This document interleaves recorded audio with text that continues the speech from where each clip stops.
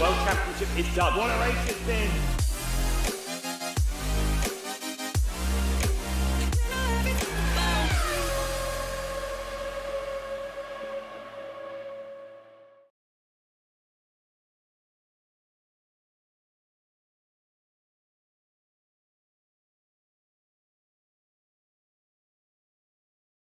Hello and welcome to the final race of the FSR Stockcar Pro Cup Series for 2022. We're here for the Daytona 225 and it's been a pretty crazy season of action really. We've had all sorts of things going on behind the scenes, and then obviously on the track as well, everything comes across pretty crazy for these drivers in these cars. But it's just one more race today to work out what is going to happen, who is going to be the champion, and there's a lot of things that can happen with 40 points still on offer. Myself, Cameron Rodger, and Zach Sweeney taking you through the action today. And Zach, it's certainly been one of those unpredictable seasons, but let's see how this one goes today. It's been a fantastic season leading up to this. We've had some crazy races. Pretty much every race so far this season has had some element of drama and excitement and this, that, and the other. It's been fantastic. And, when you look at the championship standings and the top two, Jake Dennehan and Fabian Barley, P1 and P2, their best results are second and fifth. Neither of them have taken a victory so far. And I think that speaks volumes about how this season has gone. Yes, it's been difficult to work it out, but that's because we've obviously had about 40 cars, or at least in the high 30s in the cars at every track. So that means that you could easily make a couple of mistakes and go down to P30 plus, and all of a sudden lose loads of points, as well as the likes of Jerne Simoncic. He won a race, but then he couldn't attend the second round at Gateway. So then that just opened the door for these other drivers to come back in. So I think consistency has really been the biggest factor of this championship so far. But then when you come to the likes of Daytona, we've got a 90-lap race. Once again, a lot of things can happen. And as we've seen a few times, cautions can change everything with strategy.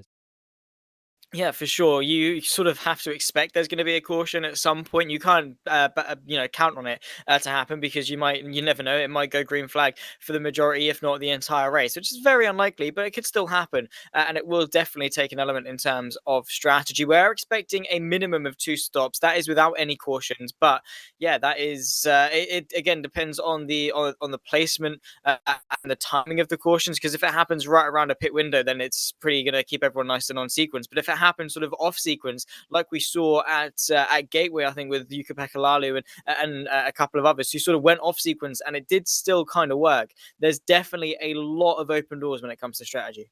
Yeah, there certainly are. And as you say, 90 laps, we're expecting about 30 laps-ish a stint. So there's going to be 2 pit stops as well. But of course, if there's cautions that come out, and maybe, say, on lap 20 and some drivers go in then we'll then have to see. They're going to effectively go into a 3rd pit stop. But as we've seen as well, the pit stops can really change things around with how it works out for the likes of Carlos Martin. If I remember back to Gateway, he managed to get cycle himself to the front on some older tyres and then hold on for the victory that day as well. So it's certainly worth taking a risk here or there to get yourself towards the front. It is, especially sort of your Rd.4 or Jan Wisnitzer, sort of 3rd and 4th place in the championship. A bit of an outlier. I mean, I say that Erchan's only 1 point off Fabian Barley in 2nd place. So, it's still very, very close. But for Erchan and Wisnitzer, they might want to try something different just to see if they have that chance to be able to get themselves in front. Because Jake Dennehan, the lead that he's got, only 8 points, but all he has to do is finish on the podium or above, and he's going to take the FSR Stockcar Pro Series Championship, and that is going to be a pretty good feat for him, considering the form that he's been on as well. But yeah, it's so close, and again, it depends on your situation. If you're again sort of fighting for a mid-place championship position or whatever, it comes down to circumstance. I doubt we're going to see Jake Dennehan or Fabian Barley do anything particularly outlandish with their strategy. Yeah, sometimes being a bit more conservative is the way to go, and especially around Daytona. This is an easy, flat-out track in this car.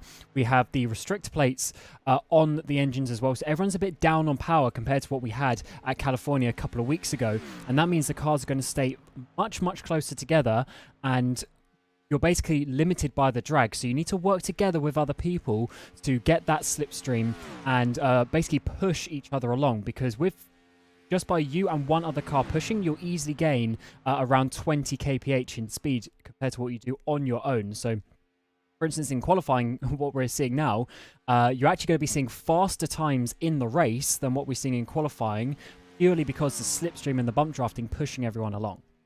It's going to be massive. It's going to be a huge factor, and it's going to show sort of how you have to portray yourself in the race in terms of racecraft, working well with other people. Because as soon as you're out of that slipstream, unless there's a caution, you have got no hope of working your way back up. You're just going to lose time and time and time, lap after lap, purely because your speed isn't quite up to scratch of those in front. It might just seem to be the case of, it's only a couple of kph here and there. It's literally only a little bit of slipstream. You're only with a couple of cars. It can't make that big of a difference, but it can, especially with restricted plates, especially with cars so quite draggy as well, like these stock cars. It's going to make such a big factor just to have that clear bit of slipstream in front of you, and it is going to play a huge factor. And again, just keeping everyone close together, which is going to bring into the mix of some pretty spicy action as well, I'm sure.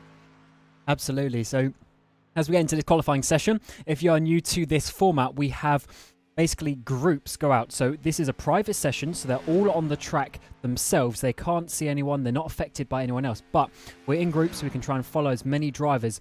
Every 2 minutes, the next group goes out, and then they do a 3-lap run. And it is average of the run, which takes precedent grid. So it's not just your fastest lap, it is the average lap. And at this moment in time, we've got Ryan Elliott up there on a 196.9 mile an hour lap. And you see it's very, very close behind, just tenths of a mile an hour behind. And you will see the drivers with the numbers at the edge of their bar, and that's how many laps they've completed. And as they complete the laps, they will move up and up the grid. And there is Jutes there going up into second place so far in this second group, with Major just ahead of him.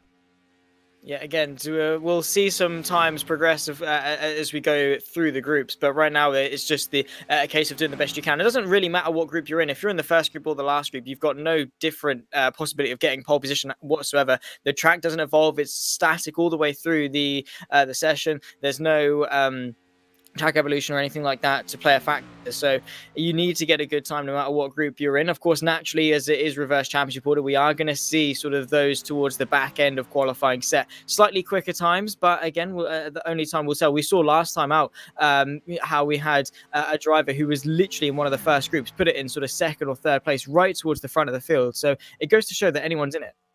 Absolutely, and let's see where Jutes is going to finish up. He's going to go to second place. Ron Camillo just 0.1 mile an hour going to the front after a couple of groups have happened, and we will get on to the next group coming already.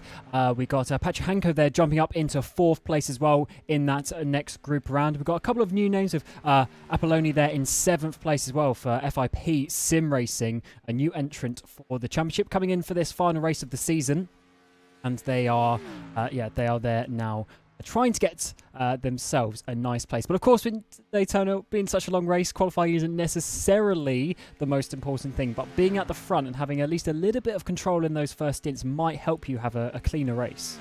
Yeah, for sure. Qualifying is not going to be the deciding factor, but it definitely is a good stepping stone. It definitely helps. If you can start towards the front, you're not going to be bogged down and surrounded by, a swarm of cars, and you're having to deal with this, that, and the other as you go around the circuit, being scared that you're just going to get drifted into by sort of 3 or 4 cars trying to find their way through. It just helps to have a bit of confidence going into the race as well, and again, to not have that overwhelming feeling of 20 other cars surrounding you. So it's not going to be the be-all and end-all, especially with strategy, cautions, and just race pace is going to be so much more important around Daytona. The longest race so far this season, 225 miles long. It's a long one for sure. Consistency and racecraft are going to be so telling. And even recently, Cam, we've seen drivers who have started sort of, or even within, it's been like P17 around an oval, and within a couple of laps been all the way up to sort of P7, P6. And it ebbs and flows so much.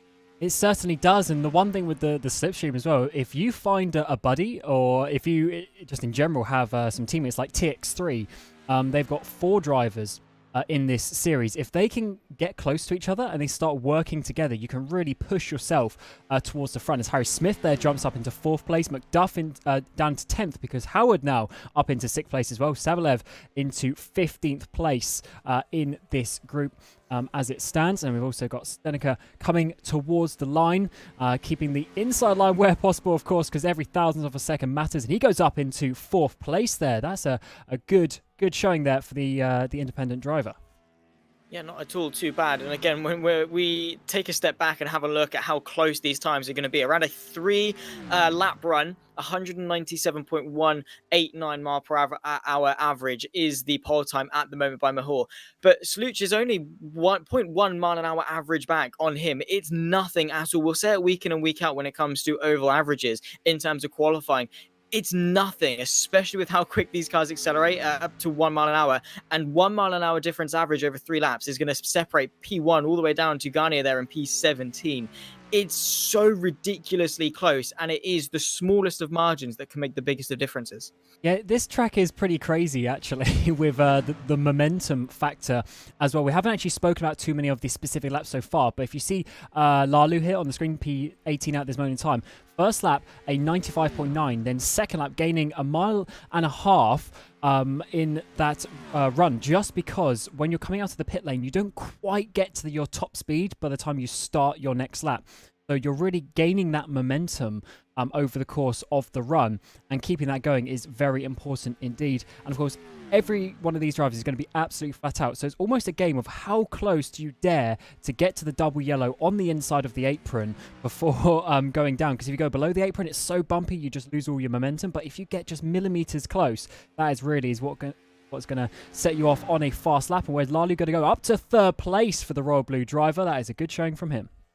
Beautifully done indeed, and settling into the second row of the grid, joined by his teammate Mirko Mancini just in behind in P4 as well. Still waiting for a few more drivers to go out in their groups and set their lap times. There's Darius Andre up to P3 as well. So ridiculously close. It's insane. But yeah, it really is just who dares to get as close to the limit as possible. These cars are going to be so temperamental. Even just dipping one wheel onto that apron is really going to unsettle the car and completely throw off your momentum, even throw you into the barrier sometimes if you're not careful and you let it happen. But yeah, it's, a 3-lap average. You've got to keep that momentum up. You've got to keep the tires in check. You can't you've got to use each lap as a stepping stone to the next. Build up your momentum as you go through and just use it to drive your pace up and consolidate that best average, because that's what I do like about these qualifying sessions. It is not about just that one perfect lap that you set. It's about 3 consecutive but good laps.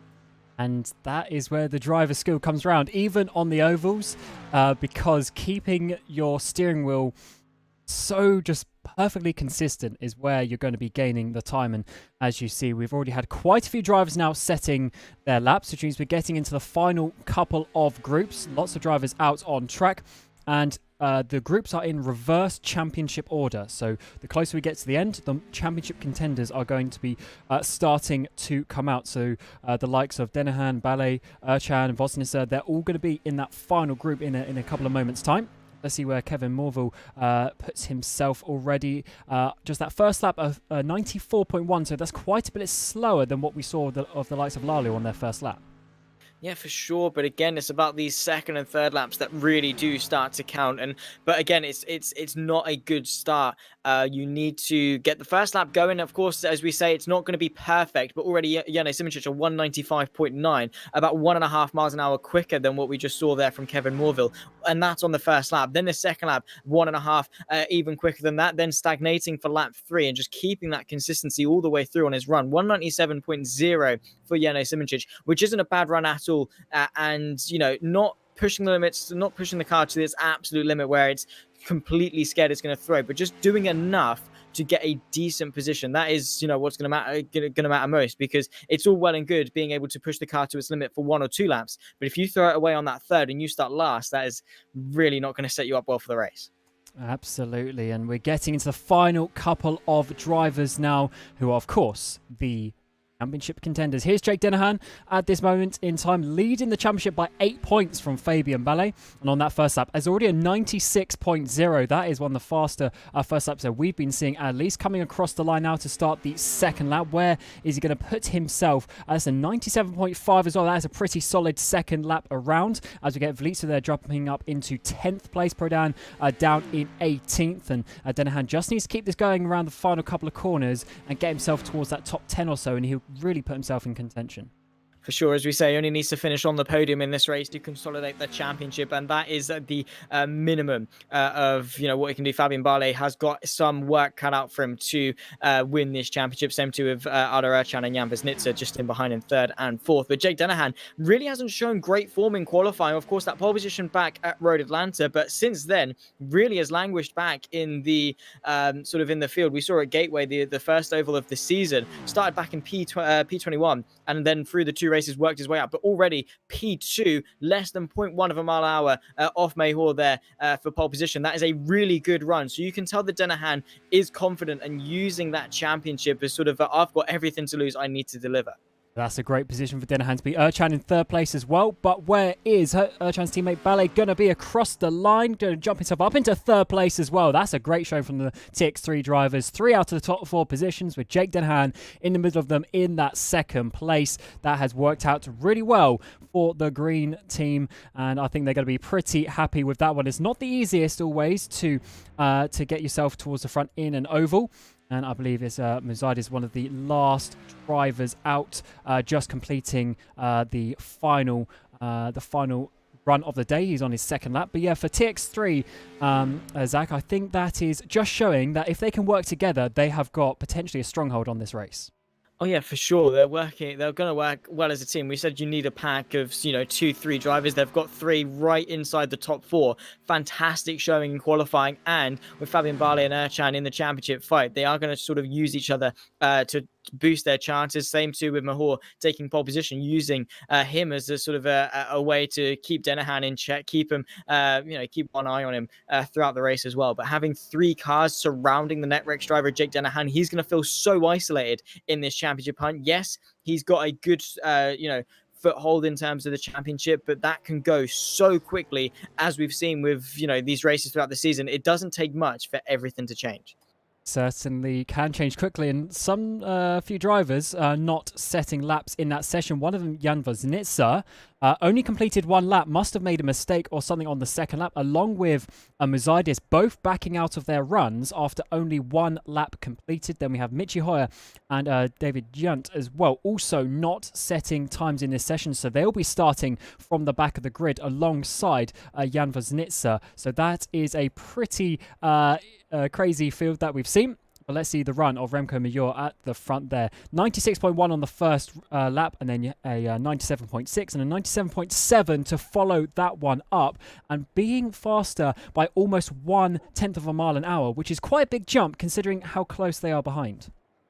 Yeah, for sure. And it was that first lap that really got the ball rolling, was able to then improve on the second lap and then even more on the third lap, which is really, really impressive from Mahoro. Perfect run. But again, we've got 90 racing laps, 91 if you include the formation for the race. It's a lot longer than just a 3-lap run in qualifying. Is he going to be able to withstand that and hold firm throughout the entirety of the race? Because qualifying is one thing, but being able to tame the beast that is a race here at Daytona, even if, you the Daytona 500, this is only Daytona 225, half the distance of what they're going to do in real life, and it is still going to be really, really hard to find the way through. But even just 225 miles is going to be such a beast to tame. But yeah, we've got 90 laps of racing action ahead of us. I'm sure a couple of cautions along the way.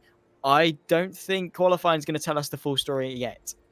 Yeah, it absolutely won't. It is going to be a very, very important race of championship, but as well, it is going to be a difficult one to win, as unfortunately not working. But we saw it on the screen, and for the likes of TX3, I think to come with those 3 cars towards the front, they definitely have some control of it. The issue is they don't have control of when things like the cautions are going to come out. So that's going to be a big factor in this race, I would say, and how the cautions work out, where you can cycle yourself towards the front, because with almost 40 cars on the field, there's certainly a lot of potential for crashes to happen behind you that then affect your own race.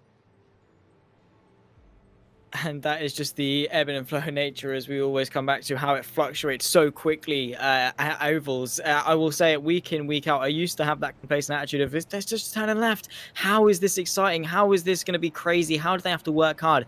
It's so difficult, especially if you've got sort of a direct drive wheel or anything at home where you can really feel the forces as you go around. It's so hard to hold the car around, keep it steady, keep focused, keep your tires and fuel and everything in check as you run your way through. It's going to be so physically and even, mentally and even physically exhausting for some of these drivers, especially those that have to worry about the championship. It's honestly, I just can't wait to see how it goes, because again, we've had 2 ovals so far at Gateway and of course last time out 2 weeks ago, and now we're here at Daytona, and even now, even with the 2 ovals experience, nothing compares to this. Absolutely. And while the drivers just have a couple of laps warm up before we get into the race, we'll just get a quick message from our sponsor.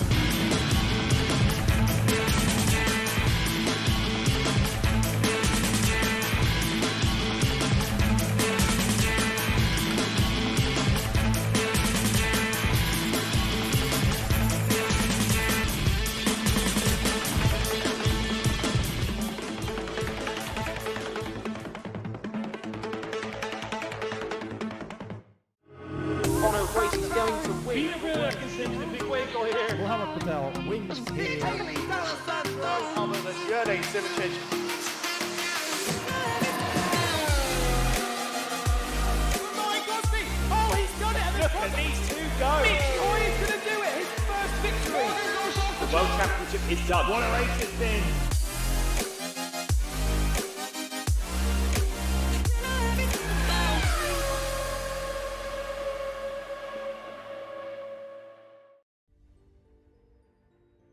And welcome back to the FSR Stockcar Pro Cup Series finale for 2022. The Daytona 225 is coming your way. 90 laps of action. We've just had the qualifying session, but let's just have a look at what the drivers have done so far this season. There's been 3 rounds previously. We've had the Road Atlanta 100, then the Gateway 150. Both of those events a sprint and a feature race.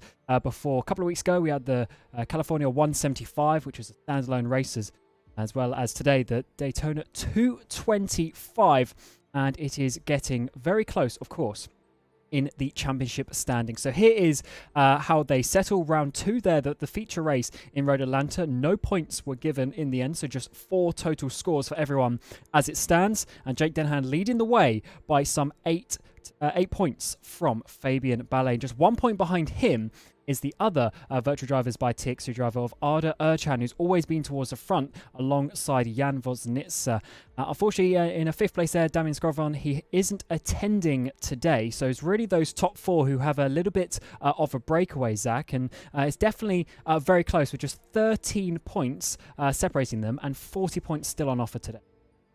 Yeah, it's anyone's game, really, and it can go sort of the way of anyone. I'm really looking forward to seeing how the 4 drivers battle their way through, how they negotiate this race, of course. But the fact that we've got 1 point between Barley and Erchan, 4 points between Erchan and Voznitsa, and then Jake Dennehan sort of got a bit of a foothold, as we said, during qualifying with 8 points ahead. But even that is, virtually nothing. It's only a few positions throughout the time order, and we've seen how close some packs can be. 3, extending a sort of a third of the grid, of the entire grid, in just one big train. That's so many positions that, again, all it takes is one spin, one twitch of the wheel, one blundered pit stop, one mistimed caution, and Jake Dennehan is right in the midst of the pack and has a lot to gain through if he wants to win this championship. But it's been a game of consistency all the way throughout this season. So far, it's been Jake Dennehan and Fabian Barley that have conquered that, because between both of them, neither of them won a race at all. Adal Rachan and Jan Wisnitzer both have. Wisnitzer as well has had a double podium throughout the season, which is, none of the other championship contenders just have had that at all. But his 26th at Atlanta and 18th at Gateway has really sort of knocked his chances. And you have to say, Wisnitzer, if he kept that form throughout the entire season, would have dominated this championship. But because he hasn't, because he's had a couple of blunders, has found himself in 4th place. Whereas Jake Dennehan, Fabian Barley, been firm, been sort of, good thereabouts. And because of that, has really flourished in the standings. And the cool thing is everyone on this page theoretically can still win as well. So if something crazy happens and some of these drivers drop way down or maybe just don't finish the race, DNF early, all things can happen. We do have an extra point for fastest lap and also pole position. So Remco Major there will be getting that point, of course, for pole. There's still 1 point for fastest lap, and there's also basically 1 point per position from P4 downwards. So that extra point could come in handy with the fastest lap. So we'll try and keep an eye on that as the race progresses where possible. But for sure, it is going to be very tight in the in the standings. And I'm going to say this is going to be impossible to predict until maybe the last 5-10 laps.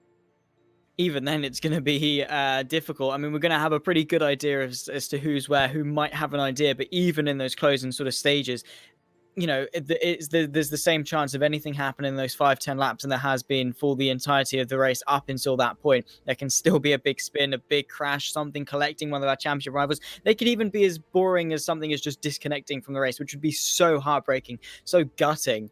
But it can still happen. But yeah, we're going to have to see how the race progresses. We're going to have to see what these guys are like in race trim, how their strategy is going to progress, how the race itself progresses with cautions and things like that. But so many questions still to be answered, and only time will tell. Only time will be able to answer them for us.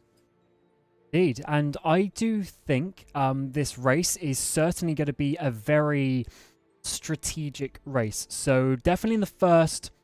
maybe the first sort of 5-10 laps, you're going to see people get a bit argy-bargy trying to make moves. But once the race settles down, I wonder if we're going to get into more of a single file push drafting train with those more sort of in the sort of maybe 10th to 15th position, just sitting there, not trying to work their way too far forward and just trying to see the race as it goes. It is a long race, of course, it's not the full 500, but it's still a 90-lap race, and there's still a lot of time for you to use more of a thinking sort of strategy rather than just an outright speed.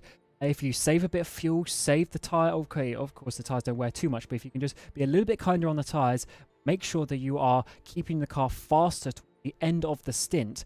You get some cleaner air. If the caution comes out at the right time, you can really pounce on that. And a lot of these drivers will have spotters. They will have the ability to see what is going on, have that information, and really make the best decision of their way to get to the front.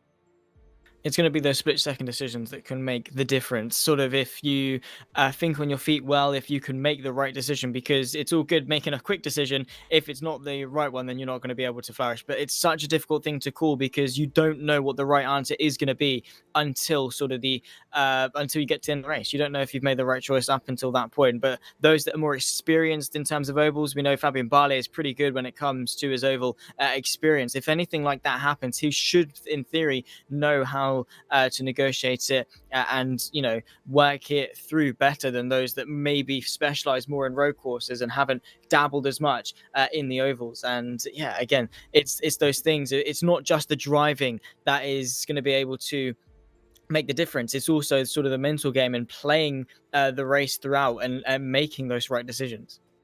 And I do wonder, just sort of talking of predictions and that sort of thing, do you think the drivers such as Fabian Ballet, someone a little bit further behind, do you think they're going to be taking a lot of risk in this? Do you think they're going to be trying everything, or do you think they're going to just hope that there's a caution in the last maybe 20 laps of the race that really puts them in a... I think they're going to have to maybe pounce on any opportunity they can if they sort of want to do well in this race. You've got to be able to, play the race as it comes, see what opportunities you have and when, because you can't count on opportunities coming with those late 10-15 laps. If you've got an opportunity to get some track position or get ahead or, do a better pit strategy, then you have to do it, because you don't know. There's so many unknowns when it comes to sim racing and over racing particularly, that you just don't know. You can't count on anything happening at all. So it is going to be sort of those that want to finish ahead, maybe in the championship or just in the race, even if they're not in the championship, just going for some glory and trying to win or get onto the podium, whatever it is. They have to pounce on every opportunity they can.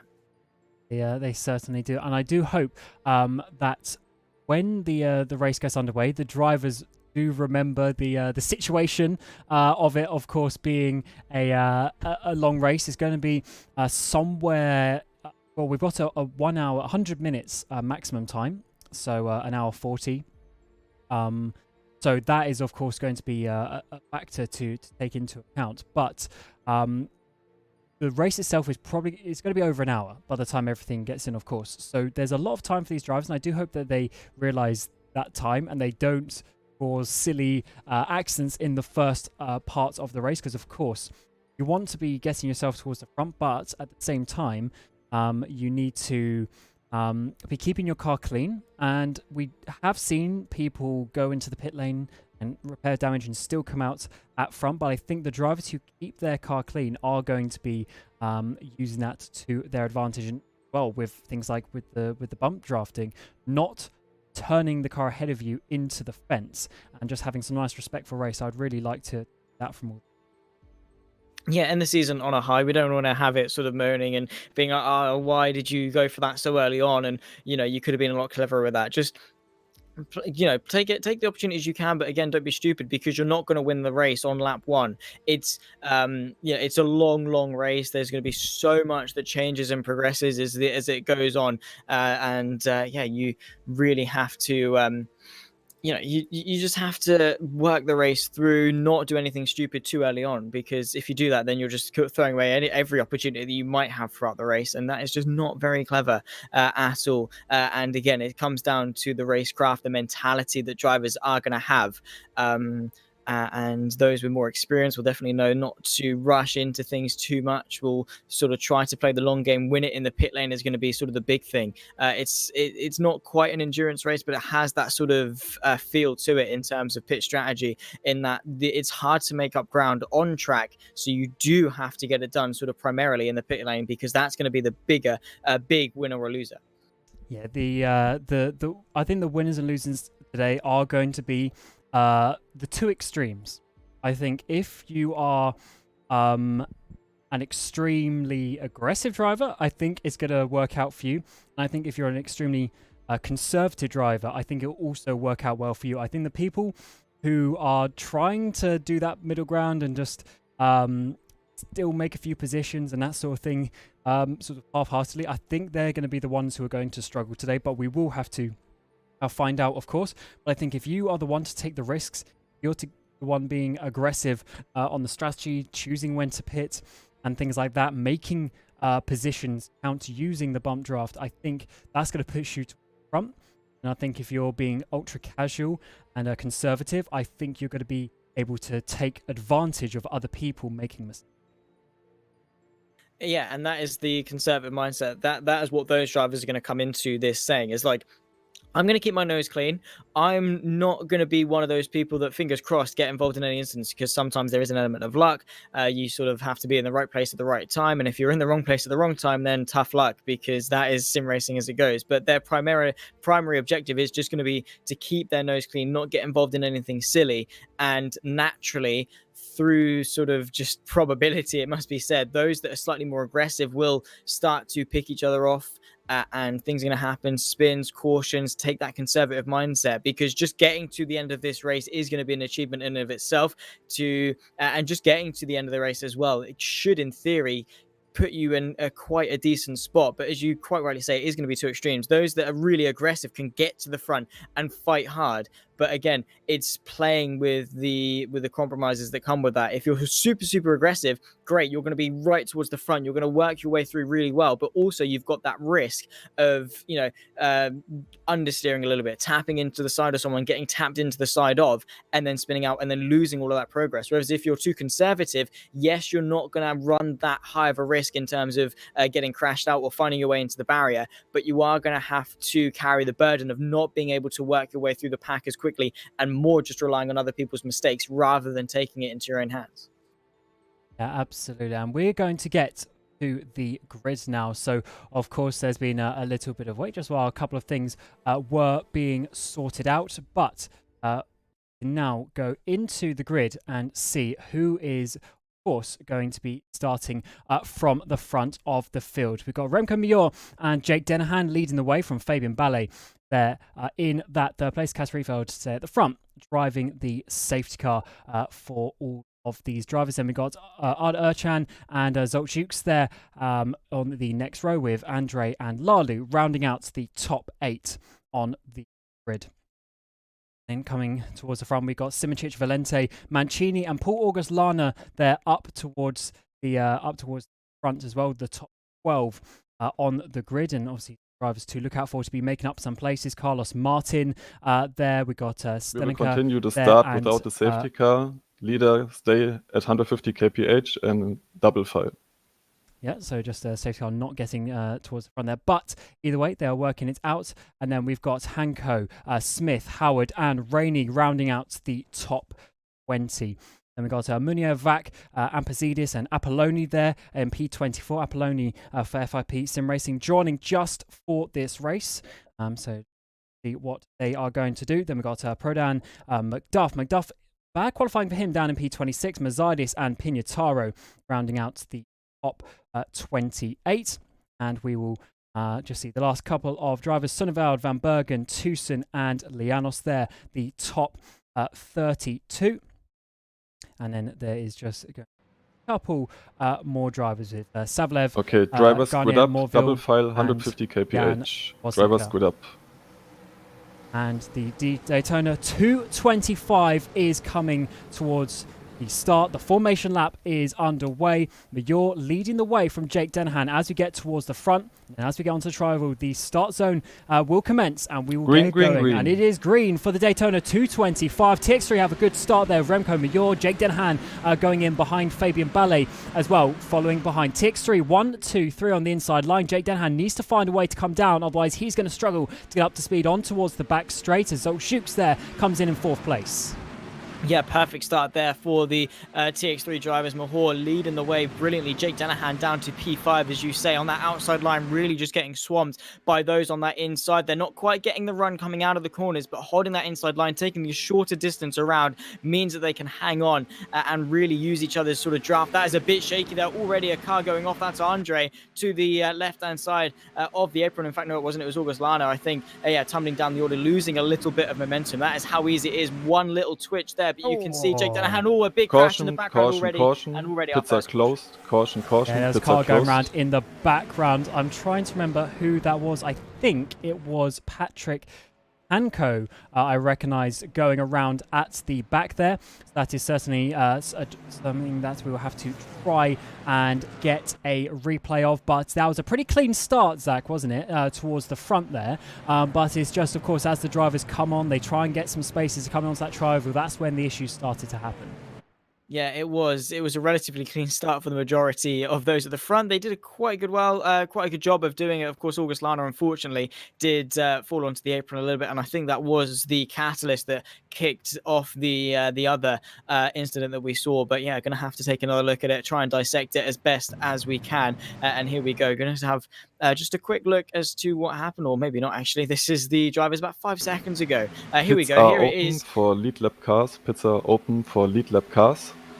Oh, mate, that and then it was that domino effect, wasn't it, of just tumbling into one, then going back to the high side. Poor Patrick Hanko there, really nothing he could have done. It was one slide. Ryan Elliott got sort of swerving in front of him, then Hanko again, I think, just got tapped from behind and then just drifted out wide again. I honestly don't think there was much more he could have done there. Yeah, there certainly was. It was the 44 car one of the NetRex entries. Who's exactly in that car? One of the NetRex entries there having a bit of contact there coming through turn 3 and 4. And that is not going to be ideal. And already some early pit stops is that. We've got Erchan now leading the way. So where have those TX3 drivers gone? Yeah, Ballet has come in as is Remco Major. Yeah, they're coming in. They're dropping to the back of the pack, but trying to do something different on strategy. Yeah, interesting indeed was to come in this early. I'm not sure what they're going to gain from this, though. They don't exactly have any worn tyres. They've not worn down their fuel tanks at all. And all they've compromised themselves is track position, because you would say that the pit window for these guys aren't going to be that much... Behind the safety car, you're allowed to catch up to the queue. Behind the safety car, you're allowed to catch up. But carefully, obviously. And just getting told that you are allowed to catch up to the queue of the safety car. But yeah, no, I'm just confused in terms of that pit window. They're not going to be able to be entirely off sequence and do something ridiculously different. It's only going to be sort of a fluctuation of 3 laps. So I'm not too sure of the thought process here, Cam. Yeah, it is an interesting one. One thing I think it could potentially be. So on fuel, we said that you can do about 30 laps. So that is 30 laps, of course, with a bit of slipstream and everything. If you're on your own at the front, it'll be near maybe 27 laps. So therefore, 27 times 3, you're not going to be getting to the 90 lap mark. But that's the only thing I can potentially think about. Or maybe what they're thinking is now when we get to another caution later on, everyone will then pit and then drop back behind them in the train. That could potentially be something. But I don't think anyone is going to pit unless we get a caution after lap 20 or so. So I think it's a bit risky considering they had a 3-way stronghold at the front. Yeah, for TX3 especially, it's weird. And they've sort of isolated now Erchan all to himself out in front. He's not quite got the support from his teammate. And it is just going to be a straight fight. We will continue racing at the end of this lap. We will continue racing at the end of this lap. I'm just getting word that we're going back green, flag running at the end of this lap. So it doesn't take too long for everyone to file back in, but Arda Erchan is going to lead the way around with Slot Zhutz up there in second place. Jake Denahan falling back to P3, but I think he definitely is coming into this conservative. Yeah, they certainly are, but I think conservative is a bit of a way to go, and it's certainly given some track position. Drivers grid up, single file, drivers grid up, single file. The drivers are gridding up. And when, of course, the safety car will pull away, Erchan will have control of the field. He is going to be able to choose his teammate, Major. Got a good getaway at that first start. Let's see what happens. Lap 4 being completed here of 90 racing laps at Daytona. And once again, as we come onto the trial, the drivers will be getting underway, and then we'll be able to see when... green. Going green, and there they go as Erchan pulls away. Zhutz following in behind, and of course they're going to take a lap or so to get up to speed. So the slipstream is going to be working away. It's a fairly calm restart, as you would expect with the restrictor place. The cars take a little bit longer to get up to speed, but the slipstream will start to come and factor in. And it looks like it's already Darius Andre a little bit further back, starting to push Lalu towards the front. Yeah, working well nicely together, and you've got to stay in that slipstream train. Otherwise, as soon as you lose it, you are going to struggle so much. We can see already a bit of a gap back from sort of our top 11 or 12 back to... is it all the way? I'm not entirely sure. So, oh my word. Caution. Crash already onto the first lap. Another caution. But we already saw straight away that the packs started to divide themselves just a little bit. We had sort of our lead pack and then a little bit of a midfield pack, but already a caution has bred a caution. Yeah, that was trying to show that one. Again, you can see Denahan pushing him, got to the outside line, turned his car into the wall, and Zhutz there keeping it up high, doing a good job of that. Unfortunately, though, we're actually bringing it down, getting involved with Thomas Vak. I believe that is there, and that is not the way that they would have wanted to have that restart. And as they say, cautions breed cautions, so the drivers need to be careful with the push drafting there, because you have to push straight on the car ahead of you. If you push at an angle like that, you're going to be going into the wall. Yeah, these cars are very temperamental, but it's a strategy they almost are forced to employ. And oh my word, it was a pretty big crash, to say the absolute least, and already two pretty big ones, and we're not even into the first 10 laps of this race. But yeah, no, it was a lucky escape, I think, for Denahan. Unfortunate for Slaughter-Jukes there, for him. But yeah, that bump drafting is such a fine margin, and if you lean left or right Pits of are that by open for anything. lead lap cars. Pits are open for lead lap cars. If anyone goes into the pit lane, Jake Denahan thinking about it. He might have a bit of damage from that. Although it wasn't the biggest touch in the world, and these cars can hold on to a bit of damage. But he is deciding to come in. I wonder if anyone else will follow suit. But of course, the order will always get mixed up a little bit. And this is where we'll have to see where the likes of Major and Ballet, where they start to filter further up the grid as people start to pit.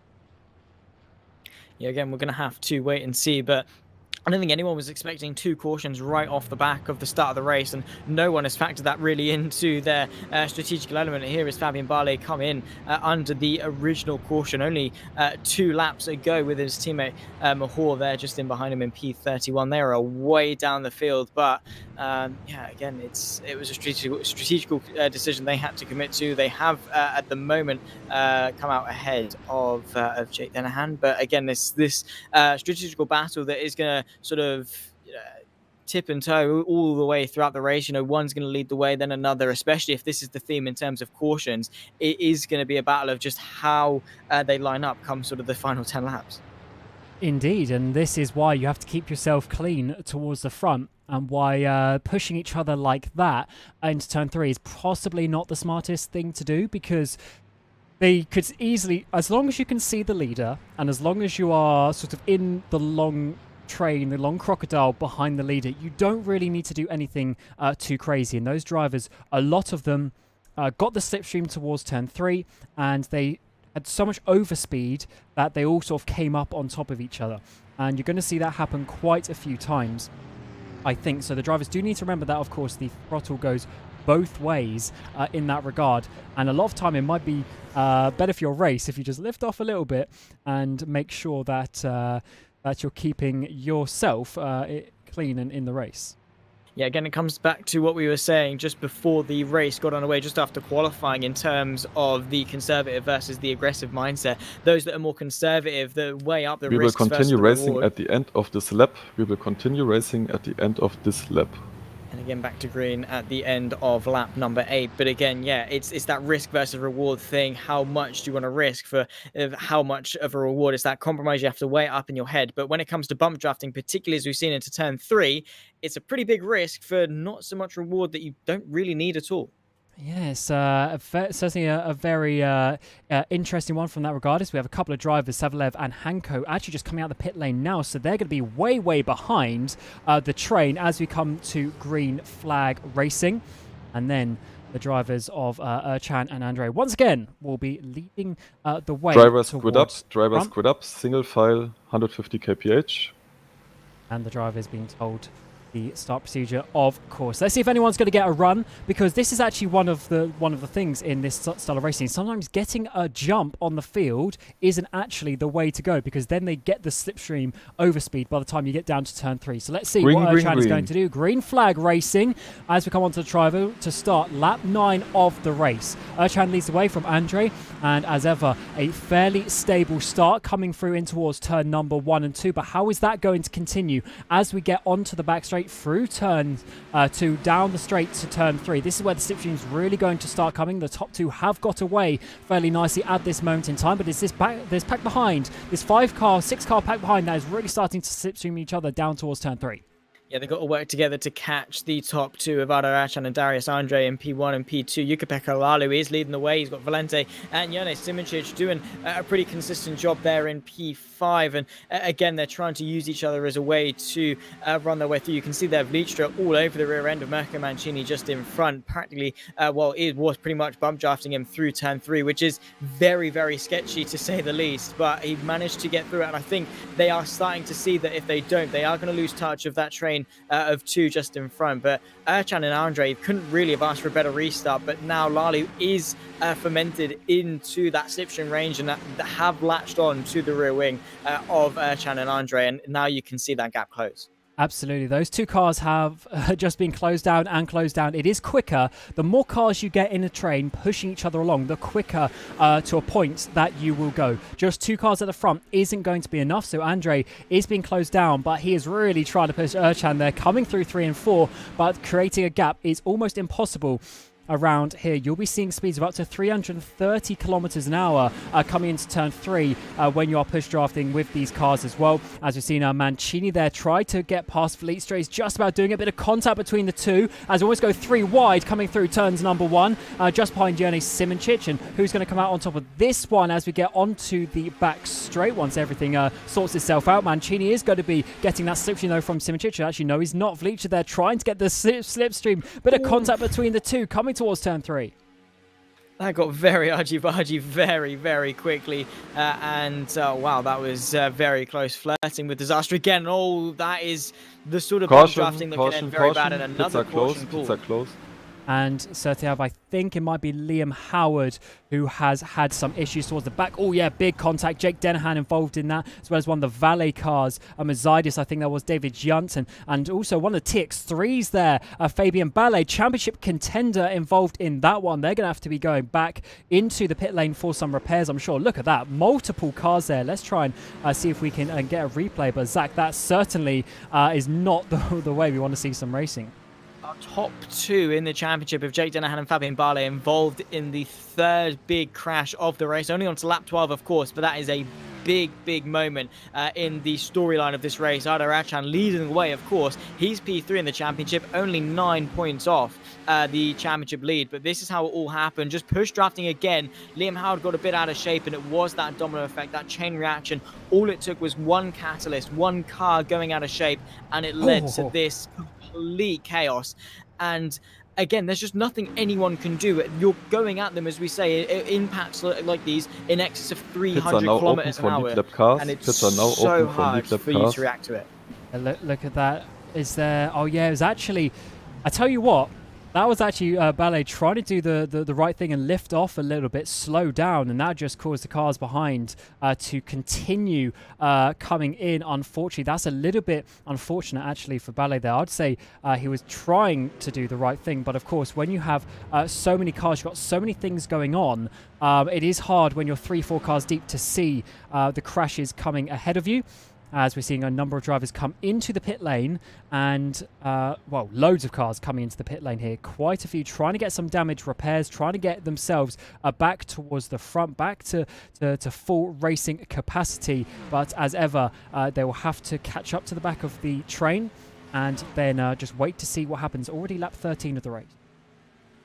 Yeah, and a lot of early stoppers, naturally so, due to the damage repairs that they've had to go through, which is certainly suboptimal for all of them. But yeah, again, it's that thing.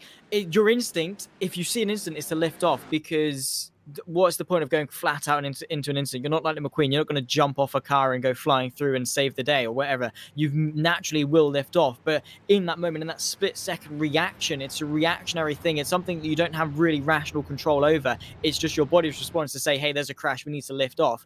And then you don't really consider those behind you that might not have already seen the incident, that are still going flat out. And then it's just bang, bang, bang, bang, bang, because that concertina effect, everyone behind you going into the back, and then it just causes a massive kerfuffle, a really awkward display of events for a lot of people. But yeah, it's really spicing things up in terms of strategy. A lot of big names already having their fair share of incidents, the likes of Jake Dennehan and Fabian Barley to note, but Jake Dennehan's still there in P17, still a chance to work his way towards the front, but again, only time will tell in terms of that one.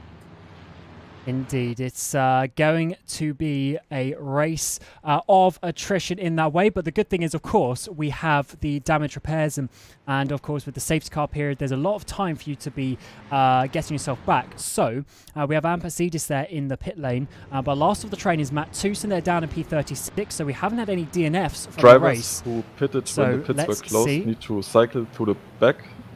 The names are Heuer, Sonneveld, Bach, Smith, Howard, Ampatsidis, and Steneker. Those cars please go to the high line and fall back to the back of the grid. So race direction, they're just trying to sort it out, which is a good thing to have. We have one of the feedbacks from lots of the drivers after the previous race in California was about, of course, things throughout the safety car procedure, etc., not being as consistent. But one issue with that was there wasn't so many people in race direction. But now there's an extra 2 people having more sets of eyes on the grid and can control of these drivers who also need to drop to the back of the pack, because that is one reason where if you pit out of sequence, you of course would then cycle to the front, because everyone who pits after you go behind you, so they then need to cycle to the back. Good to see that is being had, and of course maybe adds a lap, but then everyone is then in the. Yeah, it's good that race control are doing the right thing and just making sure everything's as organised as possible, making it as fair for everyone as well. So it is good that it is working seamlessly, because, yeah, at this stage in the race, we're not too concerned about getting cautions, you know, back in and going green flag straight away, because we're not pressured by finishing under caution. While it might happen, we haven't yet had that happen to us just yet. We don't quite have the pressure. We're on lap 15 of 90. We can take our time. We can evaluate situations. We can make sure everyone settles in where they need to, and then we can get underway with pretty seamlessly with no issues, and fingers crossed we can get longer than sort of 5 consecutive laps without having a caution, because we've had 3 cautions so far, only on lap 15, on an average of 5 laps a caution, which, if this continues for the entire race, is definitely going to drag on for a lot of people. You know, they have that adrenaline spike. Alexei Swavelyev, please go to the back of the grid because you jumped the start last time. And nice. You have that adrenaline spike. Yeah, a jump start, that is not ideal at all. But again, they have that adrenaline spike, get a caution, it plummets back down, and then you're completely decompressed. And over the course of the race, having that spike and then drop and then spike and then drop, it does get a little bit frustrating for drivers. Absolutely, and that is why you got to keep calm in these things. And once again, obviously race direction trying to spot drivers jumping the start where possible. And Savalev was caught on that occasion, dropping to the back of the pack. Looks like we'll get one more lap before we go back to green. And was something we mentioned earlier, but I'll just reiterate the point that there was, of course, there's a 90 lap limit of the race, but there's also a 1 hour 40 minute limit as well set in the game. There's currently 1 hour 19 minutes remaining on that one. So if there's a lot of cautions, then we'll probably end up having that time limit factor as well. We will go green which is something for the at teams the end to of factor this in lap. potentially. We will go green at the end of this lap. When we get towards the pit stop cycle, and where that is. Of course, we're still hour and 20 minutes away from that, so loads of time. But and if we go green, then it's absolutely fine. But if the cautions continue to please don't happen, leave that large gaps in the single file. And if the cautions continue to happen, then we may get a time-limited race sack. Yeah, that would be something interesting, but it's not a far-fetched possibility, something that can definitely happen. It just depends. People need to settle down, need to learn from their mistakes. Of course, things are going to happen, but yeah, to this scale, I think just goes to show how crazy and chaotic stock cars can be at Daytona when they're rugging it all the way around. But Rd.4 doing a fantastic job leading the way. He's held so Drivers firm good up. and very Drivers composed. good up. Single file, 150 kph. So Erchan leading the way once again. This is, I believe, his third restart now that he has had. TX3 doing all the restarts so far. They've been leading from the front, firstly with Remco Major, and now Arda Erchan this time around. 16 laps completed. We'll start lap 17 for this restart of 90 here for the Daytona 225. And let's see how this comes off. Green flag in the air. Darius Andre trying to follow Erchan through. And of course, the slipstream will start to come in by the time we get down to turn number 3. We've got Lalu Valente behind and Yerny Simicic rounding out the top 5. And as it stands, the top 2 once again starting to pull away. Yeah, it's a theme that seems to be continuing throughout the restarts, but of course, Lali, Valente, Simicic, Mancini, that train of cars behind do seem to be able to quite quickly, and another crash, car sideways. I think that was Carlos Martin having a bit of an off. Caution, Another caution straight away, cars everywhere, and not even back onto the back straight for another caution to be called, Cam. Yeah, that is a little bit disappointing to see. Of course, we'll try and get a replay of what happened that time around. But yeah, for sure, drivers really pushing the limits of their cars already on these opening sequences. Oh, that was already way after. Let's try and let's see what actually happened. Oh wow, there's so many incidents on the incident list to try and see. Loads of cars getting involved. I think that is Carlos Martin potentially involved in that one. Quite difficult to see exactly, but for sure, Zach, one thing that we do see with these crashes is that when there are crashes, just look how many people get involved with them. Yeah, for sure. It's a big grid. If there's something that happens right towards the front, you've got the entire rest of the pack that has to deal with that incident, especially one as big as this, where it just tag around a little bit and then sparks into this. Everyone behind has to try and react, all darting straight away to the left-hand side. Fortunately, the 54, the 24, and anyone else that involved... Pits are open for lead lap cars. Anyone involved stayed quite high to the circuit, so they had the time to react and go low. But again, sometimes you don't quite have that luxury of being able to react, and that very easily could have ended worse. I think luckily they managed to sort of contain each other by pushing the cars and each other back into the barrier to keep them high. Otherwise, they'd have just rolled downwards and collected a hell of a lot more people. Yeah, that could have been a lot worse for sure, but good to see a lot of drivers trying to do their best to avoid. But it does get to a point, of course, where it's almost a bit of a lottery if you can avoid the accident or not. But this is definitely something that the drivers need to start thinking about. Also, we're seeing is that Valente and Simičić coming in. We've got Adam Rainey behind. A few drivers, Vlietstra, I think, all coming into the pit lane as we're starting to get towards the end of the tanks. No tyres being changed there for Simičić, and I think Valente ahead also not doing so. So just a top up on fuel, as Valente actually does change a couple of tyres there, but just a top up on fuel for Simičić as they try to keep themselves sort of in a good cycle with the timing of the pit stop. Yeah, doing their best to just have a good fuel tank, because it allows them to react to any situation. If you've got a full fuel tank all throughout the race, you can react to whatever. You're not forced your hand by having to come in because your fuel is about to run out or anything like that. Of course, tyres do play a factor as well. Do you change just one side? Do you change just two? Or do you change all four as well? And again, with 4 cautions already, and we're not even 20 laps into this race, it's telling that this is going to be a race definitely where you sort of just have to get a little bit lucky in terms of when and where you come into the pit lane. Absolutely, and it's going to be a hard one, I'll tell you, for Race Direction to keep up with everything and who is pitting when and that sort of thing. But let's have a look at where some of your championship contenders are. Because we are about to hit the time limit rather than the lap limit, we will now call fewer cautions, so really only the hard ones where half of the field is involved. So please take that into account and drive safely. Thank you.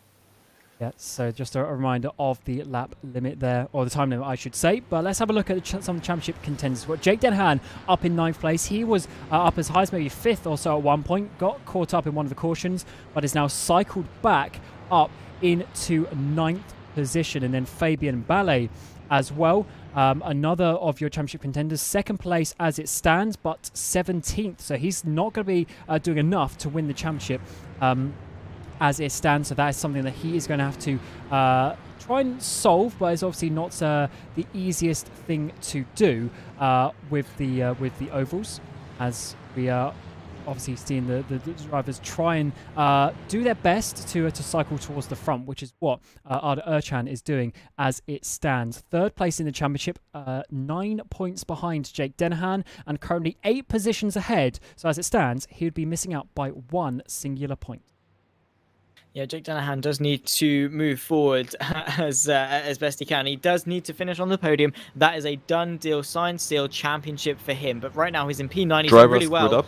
Drivers grid up, single file, 150 kph. To get back into contention, but still a long way to go. Probably a number of cautions left to go as well. But the drivers gridding up for our 4th restart of the day, lap 20 of 90, and Rd.4 leads them away once more. He certainly does. He's got a good getaway so far the last couple of times. Darius Andre doing well to follow suit, but everyone behind now, that is where they need to try and have a safer restart than we've seen the last two times. Green flag is called. TX3 driver leads them away and pulls everyone along with that slipstream. Darius Andre keeping there in that second place, and Lalu leads that second pack, who once again just drops off a little bit. So maybe Lalu not quite as aggressive on the end of the green flag there. Mirko Mancini behind, up into fourth place, trying to push him along with Ryan Elliott, who's been making moves so far in the last 10 laps or so, starting to get the slipstream down the back straight. Yeah, and looking quite punchy, it must be said as well. Hopefully everyone keeps it nice and calm. And that pack of Jurgen van Bergen just in behind his teammate Rory McDuff can close the gap again. And you can see the RSR car of Ryan Elliott really trying to follow the Royal Blue of Mirko Mancini in front. He really is desperate for that slipstream, does not want him to get away at all. But Darius Andre and Ercan working really well together. This is close. This is a couple of cars going side by side in towards the tri-oval section. It can quite easily end quite badly, but too wide, 2 rows deep, and they seem to have gotten away with it for now. We got a couple of viscerals, couple of race clutches there, trying to push their way through. Jake Denhan on the high line as well. Zoltschuk's just behind, trying to push themselves a little bit further forward. But of course, so many laps to go. You don't want to be crashing out at this point. But the issue is Jake Denhan, he's got himself into a little bit of an awkward situation. He's out of that main train, needs to try and pull in if he can. Oh, he's just been spun around though. Patrick Hanko as well. He's kept in a straight line though. How has there not been a bigger crash? Zoltschuk's rides against the wall, but they all continue. Oh, no need for caution for that one. Jake Danahan, his heart is going to be in his mouth. Same too as Zukes, because those two come to blows a little bit earlier on in this race, and to repeat that definitely would not be ideal for either of them. The ground effect SimRacing car going all the way to the outside, bit of contact between those to his left-hand side. But you can see now committing to the outside, he's got Lianos for company. That's also Michi Hoyer trying to work his way through the field. But this big fight now for what is P12, Patrick Hanko leading the way. They've lost so much time to Kevin Morville in front. And for Jake Dennehan, that is bad news for his championship. Yeah, it absolutely is. Always a crash in the background there. David Junt, I think, has gone for a spin to the inside with a couple of the drivers. I saw one of the burst cars of Yanni Simic. He was around that position as well. So loads of things happening in the midfield as the drivers try and work their way up. But Mitchell, remember, he dropped to the back of the pack and he's now up into 16th place. So that is why you just need to keep going, keep it clean, get yourself towards the front. A huge pack coming through the tri-oval once again as the drivers fan out 3-4 wide a little bit further back as they'll try and work their way up. Zidis getting involved in that one as well as his teammate Lianos as well. Patrick Hanko, though, leading this train for what is currently 12th place.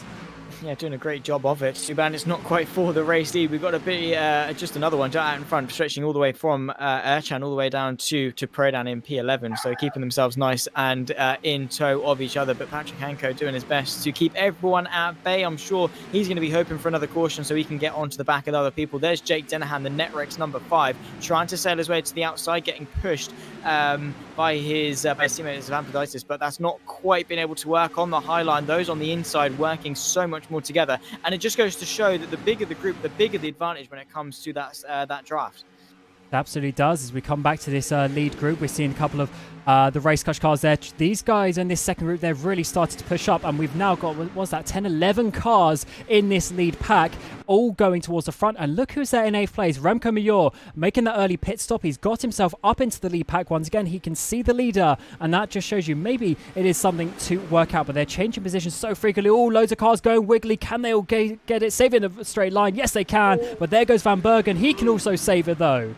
How on earth has he done that? I think what he done is to hold the throttle and brake at the same time, because that was able to lock the fronts but not the rears at the same time, being able to keep the car pointing straight. Lost a ton of momentum because of it, but still in this race did not take a trip to the barrier, which is the all-important factor. But Mahor, yeah, doing a great job. Our pole sitter didn't have the best of starts, sort of took a different strategy sort of outlook after the first caution, is now working his way back up. And again, as we say, it just goes to show, do not give up at all. Keep working through, because the race develops in a multitude of different ways. Anyone can come through at any time, but this fight right here, the fight for 11th place, raging on, and still more contact. A big crash. Does it constitute a caution? I'm not sure. Cars bouncing off everywhere. There's Michi Hoyer, and it is another caution. Pits are closed. Yeah, that was definitely going to be a caution. They continued crashing further further down, and yep, a couple of the cars involved in that one. Actually, there's probably about 10 cars or so involved in that one. Try and see exactly who it was, but as ever, when the drivers start getting close and getting a little bit sketchy, they need to be careful to not get too much involved, but it just seems it's so difficult to do that. It is. We're going to take another look as to how things sort of unfolded. This is Sonneveld we're watching, and it was just a couple of cars in front that swerved a little bit, got a bit out of shape, and bam, bam, bam, Constantina, people running their way through, coming back to the low line. Those that had already committed, you've got to pick a line and stick to it and just hope that it is the right choice. But that number 11 car does not look very pretty to drive at all. This is Matt Tewson, the Ground Effect SimRacing team car again. Just got swerved into. He had no part in that incident whatsoever, but seemed to really get the short end of the stick. Pits are now open for lead lap cars. Pits are now open for lead lap cars. Trying to see exactly who it was, but it looks like there was basically a massive push from one of the, was it one of the Netrex cars maybe? Basically, this right-hand line on our screen, there's a massive push there. That pushed the pink car of Adam Rainey to the right, and then, of course, all things happen with that. And that just shows you, when you start pushing each other, that is when the risk really starts to happen. So they need to take that into consideration. You start getting massive overspeed, and it is difficult to if you're a car behind, it's difficult to do something about that because you're just following the car in front of you. The car ahead of you, their rear bumper is literally taking up your whole screen. You cannot see anything. So you have to rely on the cars ahead. But once again, we've got 10, 15 cars in the pit lane, and everyone is now trying to cycle their way to the front as we're getting to 1/3 distance. Yeah, this it's taken a while to get here with all the with all the cautions. This is now our 5th in less than 30 laps. It is, yeah, it's interesting to say the least. We said we were going to have a number of cautions, but we didn't quite expect it to be this many. It seems that the super speedway nature and just the chaos that comes with Daytona is really proven to be quite a difficult challenge for a number of these cars. And these are, these cars have been dropped in power to try and keep them all close, which I think it's good because the cars aren't quite going as quick, but it's also bunching everyone up. So it's just exaggerating the possibility of incidents to happen. But yeah, people, I think, just need to rein it in a little bit and just try and keep their noses clean. Of course, it's just that one spark. It's just those pair of drivers, or that one driver that gets a little bit out of shape, and then everyone behind has to suffer. Yeah, it's certainly one where you can get caught up in other people's dramas. But yeah, it's certainly just part of the game, unfortunately. And someone who's worked out well so far is Major, their 4th place, following Paul August Lana, who also pit as well. If you look on the lap count next to their name, 16 laps for these couples. So they were ones to take advantage of that first caution 10 laps into the race. The cars who pitted when the pits were closed need to filter to the back. And those are Savelyev and Flistra. Please go to the back of the grid on the high line. Drivers filter to the back once again. But yeah, August Lana getting himself up towards the front as well. He's also doing a good job, and they are 10 laps better off on fuel than the likes of Andre and Erchan, who surely must be coming into the pit lane at some point soon, having not stopped yet. Yeah, well, because of the number of cautions, they've been able to save quite a bit of fuel, which is going to allow them to go just a little bit longer. But yeah, you have to say their stint is going to be running a little bit to sort of the latter stage of it, and they will eventually have to come into the pit. So they've had sort of life at the easy end, really. I mean, they've done the hard work to get to the front and stay there. And Flistra, please go to the back of the grid because you pitted when the pits were closed. And Vlistra and Savelyev just getting reminded to filter to the back of the grid. They're at P18 and P19 at the moment, but need to find a safe opportunity as to do it. But for Erchan and Andre, yeah, they've done the hard work to get to the front, and now they're up there. They've had life quite easy relative to the war zone that's happened in behind, but eventually they're going to have to come in and be a part of that. But right now, Erchan doesn't want to pit at all. He wants to stay in front based on how it's looking for his championship. Absolutely, as we're getting behind the scenes, Edward Hunter trying to update us with how the standings are looking, and as it stands, we will continue racing at the end of this lap. We will continue racing at the end of this lap, and for the people now exiting the pits, don't go for a run on the outside like some did on the last time. Please stay behind the full pack and also start with 150 kph. And Yes, so as it stands, Erchan will be leading the way by 2 points from Denahan. P1 for Erchan and P8 for Denahan as it stands. But as ever, Zach, that is going to be difficult to predict and it will yo-yo up and down. It is. It's going to fluctuate as the race progresses. It's a good thing that we've got Edward Hunter behind the scenes to do the maths for us because, certainly a lot to juggle in the commentary booth, but it's good to have good information to rely on and just to see how the storyline develops as the race goes on. But it has been a chaotic championship finale for this series. Squad up, single file, 150 kph. Drivers just being told what to do as ever from Thomas Lenz, race director. And they will be now coming around turn 4, and Erchan leads the way for another safety car restart. But how many more is he going to do in this race? He's got to be pitting at some point fairly soon, but he and Darius Andre still out 1-2 in this race, as they have pretty much since the first few laps of the race. Green we go, and Erchan takes it away. Andre's now got a teammate behind him with August Lana pushing his way towards the front. Erchan has a bit of a gap there. That's going to be overcome fairly quickly with the slipstream as it stands. But you're there in 4th place. Top 4 starting to break away a little bit from Lianos in 5th. Yeah, again, we're seeing the split in the top 4 versus everyone else. It was now two wide, 2 rows deep because Andre going for the race lead. Erchan on the inside. He's got his teammate Mahor, though, giving him that push. It's Visceral versus TX3 for the race lead and the podium, of course. Andre, though, has got a car length ahead. So, too, is August Lana. I think maybe just Erchan trying to nip his nose to the inside, using that shorter run and the push from his teammate of Mahor just in behind to catapult themselves back ahead. And that short line, that inside line, really helped them because now here comes Amphiditis and Yannis Simincic. Oh. Wow, that was a big cut-off there by the 2 Visceral cars, blocking off the net wrecks there of Ampazidis. And then, of course, Simincic behind also with so much overspeed. Look how many cars just caught up coming around the tri-oval. That is just how the slipstream works with these cars further out ahead. Loads of things happening in the background. So many cars trying to filter their way to the front. But this is one part of the track that is the issue. Coming to turn 3, the only real straight on the track. Coming up this back straight, you can definitely gain a lot of overspeed and have some issues coming to turn 3. Let's see if they can get through this time around. Jake Denhan there on the outside, 12th place he's dropped down to, and he needs to get further up if he wants to have a chance of winning this championship.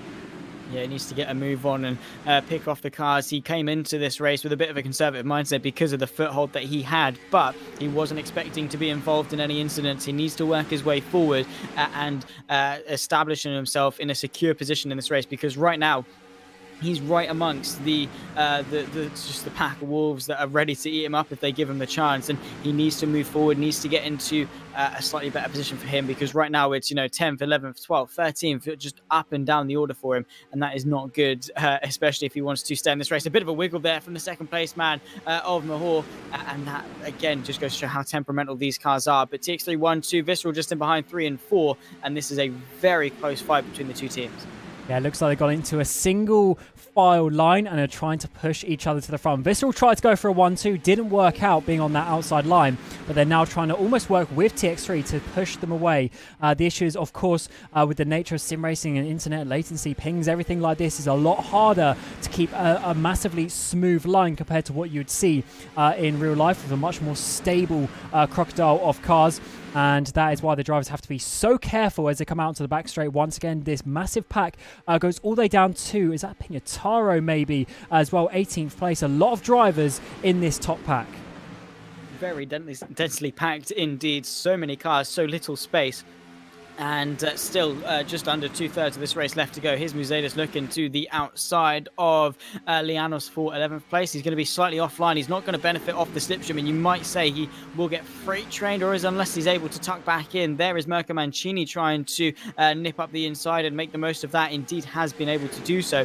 And now, because Muzedas is just hitting a brick wall of air, he's finding no way to slot in. You can see he's at least trying to find the gap, but can't quite. And no one is letting him through at all. They are trying to stay as close to the rear bumper of everyone in front of them as possible, as to freight train the poor Valley eSports car. Absolutely. So we go 2 by 2 at the front as well. Mayor getting pushed along by the Visceral car. There will be a contact between the two. Can they keep it? Yes, they just about can. But can Andre straighten up on the exit? Finally, they do. That could have been a big crash, but they somehow continue going racing in a straight line. And all that has meant is that Erchan has got a bit of a lead at the front. But as we know, that slipstream is just going to come back in, and they're going to start pushing each other towards the front. With 3 wide, multiple rows coming towards, almost 4 wide in the back there, coming into turn number 1. And this is where the drivers have to be careful, as they will fight for the slipstream of the single train ahead of them, and that is where the accidents can happen. Jake Denhan's made up a couple of places. He got up into that 8th place. Oh, contact though. Someone comes down, and the valet car goes into the wall. Huge hit for him. Fortunately, no one else was caught. Caution. No, still justifies a caution once more. So now up to our 6th caution of the race, lap 36 of 90. And yeah, it's small things like that, again, that just have huge disastrous consequences. And that is unfortunate there, really, for the Valley Esports car. We're going to have another look at it here.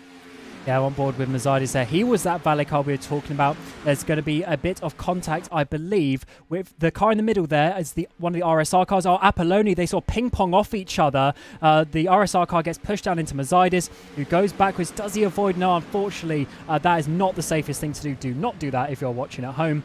And he gets involved with some other drivers, and that is just a little bit of a ping-pong you're going to see with Apolloni. Having some contact there, and you see the RSR car at this point is so far behind, but you just gain so much time when you sort of have a more cleaner line. You see there's a bit of ping pong left and right, the contact is made. Yeah, it's that ding dong to the low, then back to the high. That just collects so many cars. If it just went one way to the left, took out 1 or 2 cars, Pits are no one now else open really... for lead lap cars. Pits are now open for lead lap cars. And let's see if they come into the pit lane, actually. Erchan and Andre, it is, because they surely are thinking about it. Oh, both TX3s. Andre stays out. He is banking on some more safety cars, as we're seeing the TX3 drivers try and work their way on some strategy once again. Right side tyres being changed as more TX3 drivers, all of them, coming in with loads of other cars as well.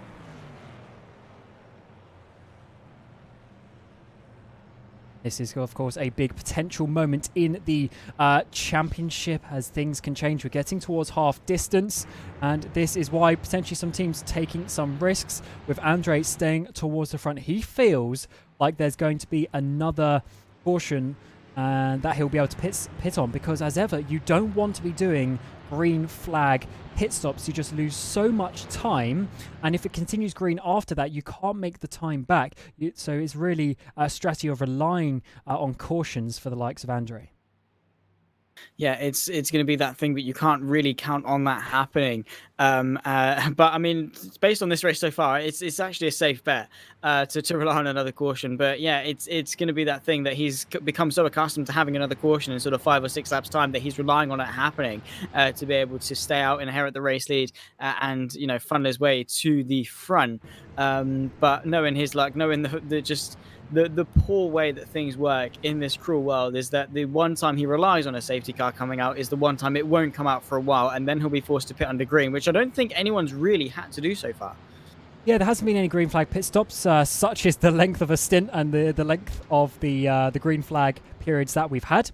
Just an update on the time. We've just gone 54 minutes left in the race, and of course we have 51 or 52 laps to go. So if we go green to the end, or green for long periods, we will be fine on that one. But more caution periods will mean we potentially don't get the full 90, and that could also be a big We will factor. continue racing at the end of this lap. And we go racing. Andre there, lap 39, still out and trying to make it work. Zach, how many laps do you think he can still get out? We are recommended about 30 laps or so. We've had a few safety cars. Do you think he can really go that further? Not really. I mean, yes, you're going a lot slower around, tucked up behind the safety car, but you're still using a lot of fuel. Despite that, it's not going to save you laps upon laps of fuel. He's going to have a limited amount left in his tank, and he will have to come in eventually. He just has to hope that something bad happens behind him over the course of sort of the next 3-4 laps if he wants any chance of still funneling out towards the front. But Yeah, I mean, I don't see him going any longer than 10 more Drivers laps. squid up, single file 150 kph.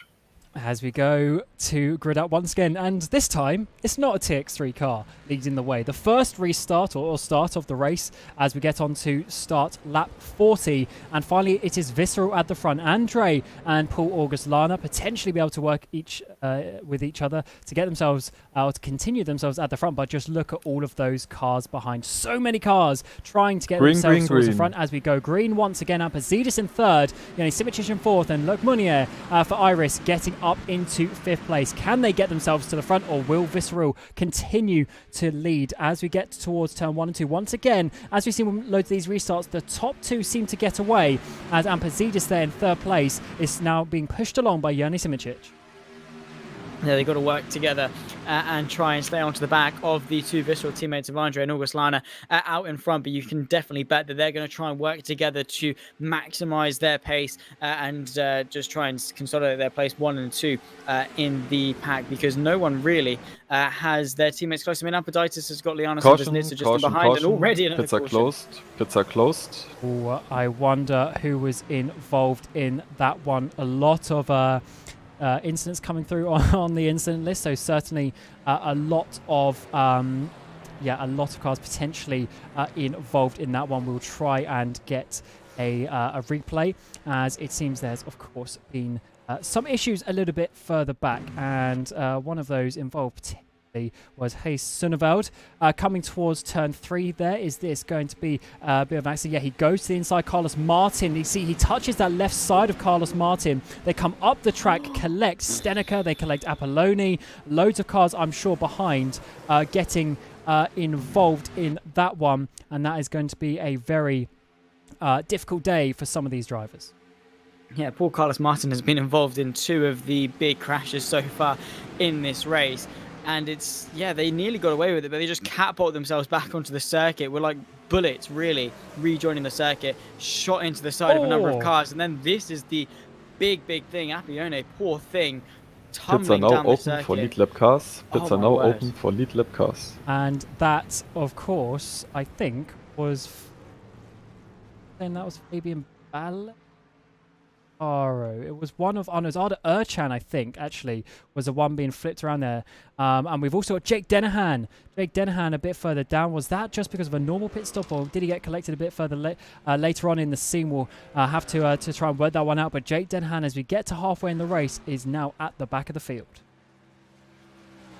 It's been crazy. It's been an up and down race really for Jake Dennehan. Completely crazy. Not what he would have expected at all. But once again, to the back of the pack, all of his progress has been undone once more, and that is not good news for him if he wants to win this championship. And he looks quite secure coming into this race, but again, it just goes to show how nothing at all is secure. You can't take anything for granted, and you definitely can't be complacent.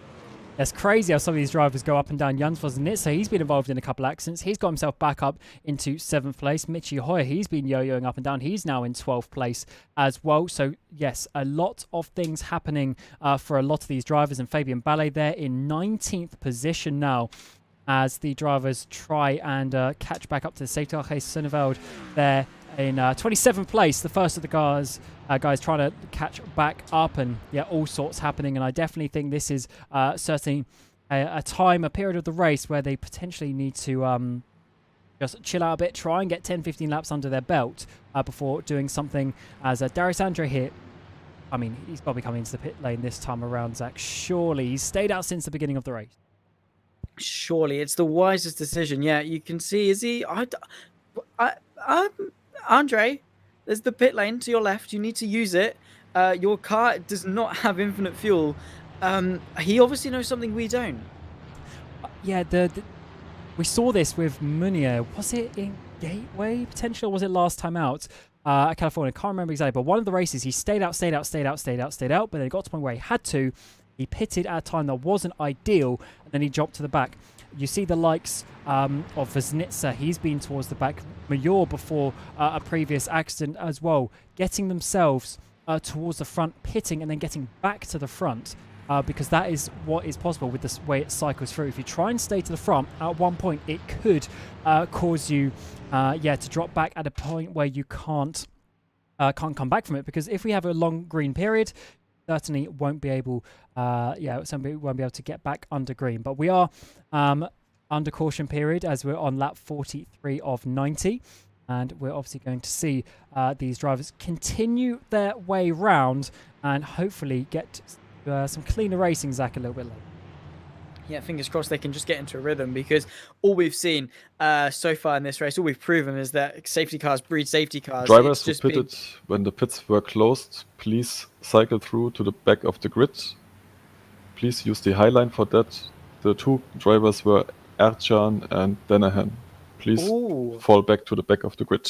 Yeah, they're already pretty far back. Champy 30, Danahan P35, but yeah, they dropping to the back is rubbing salt in the wounds, so to speak, because of course they were involved in that accident. But yeah, I did miss it, of course, at the time, but Jake Danahan was, of course, one of the cars being flipped around at that previous accident. I was so focused on the fact it might be in Ballet, but it was actually Jake Danahan as well. And as it stands, Jan Vosnitsa now would be leading the championship from Fabian Ballet, and Danahan would be down in third, Ercan down in fourth. So this does have big complications if it finishes the way it is.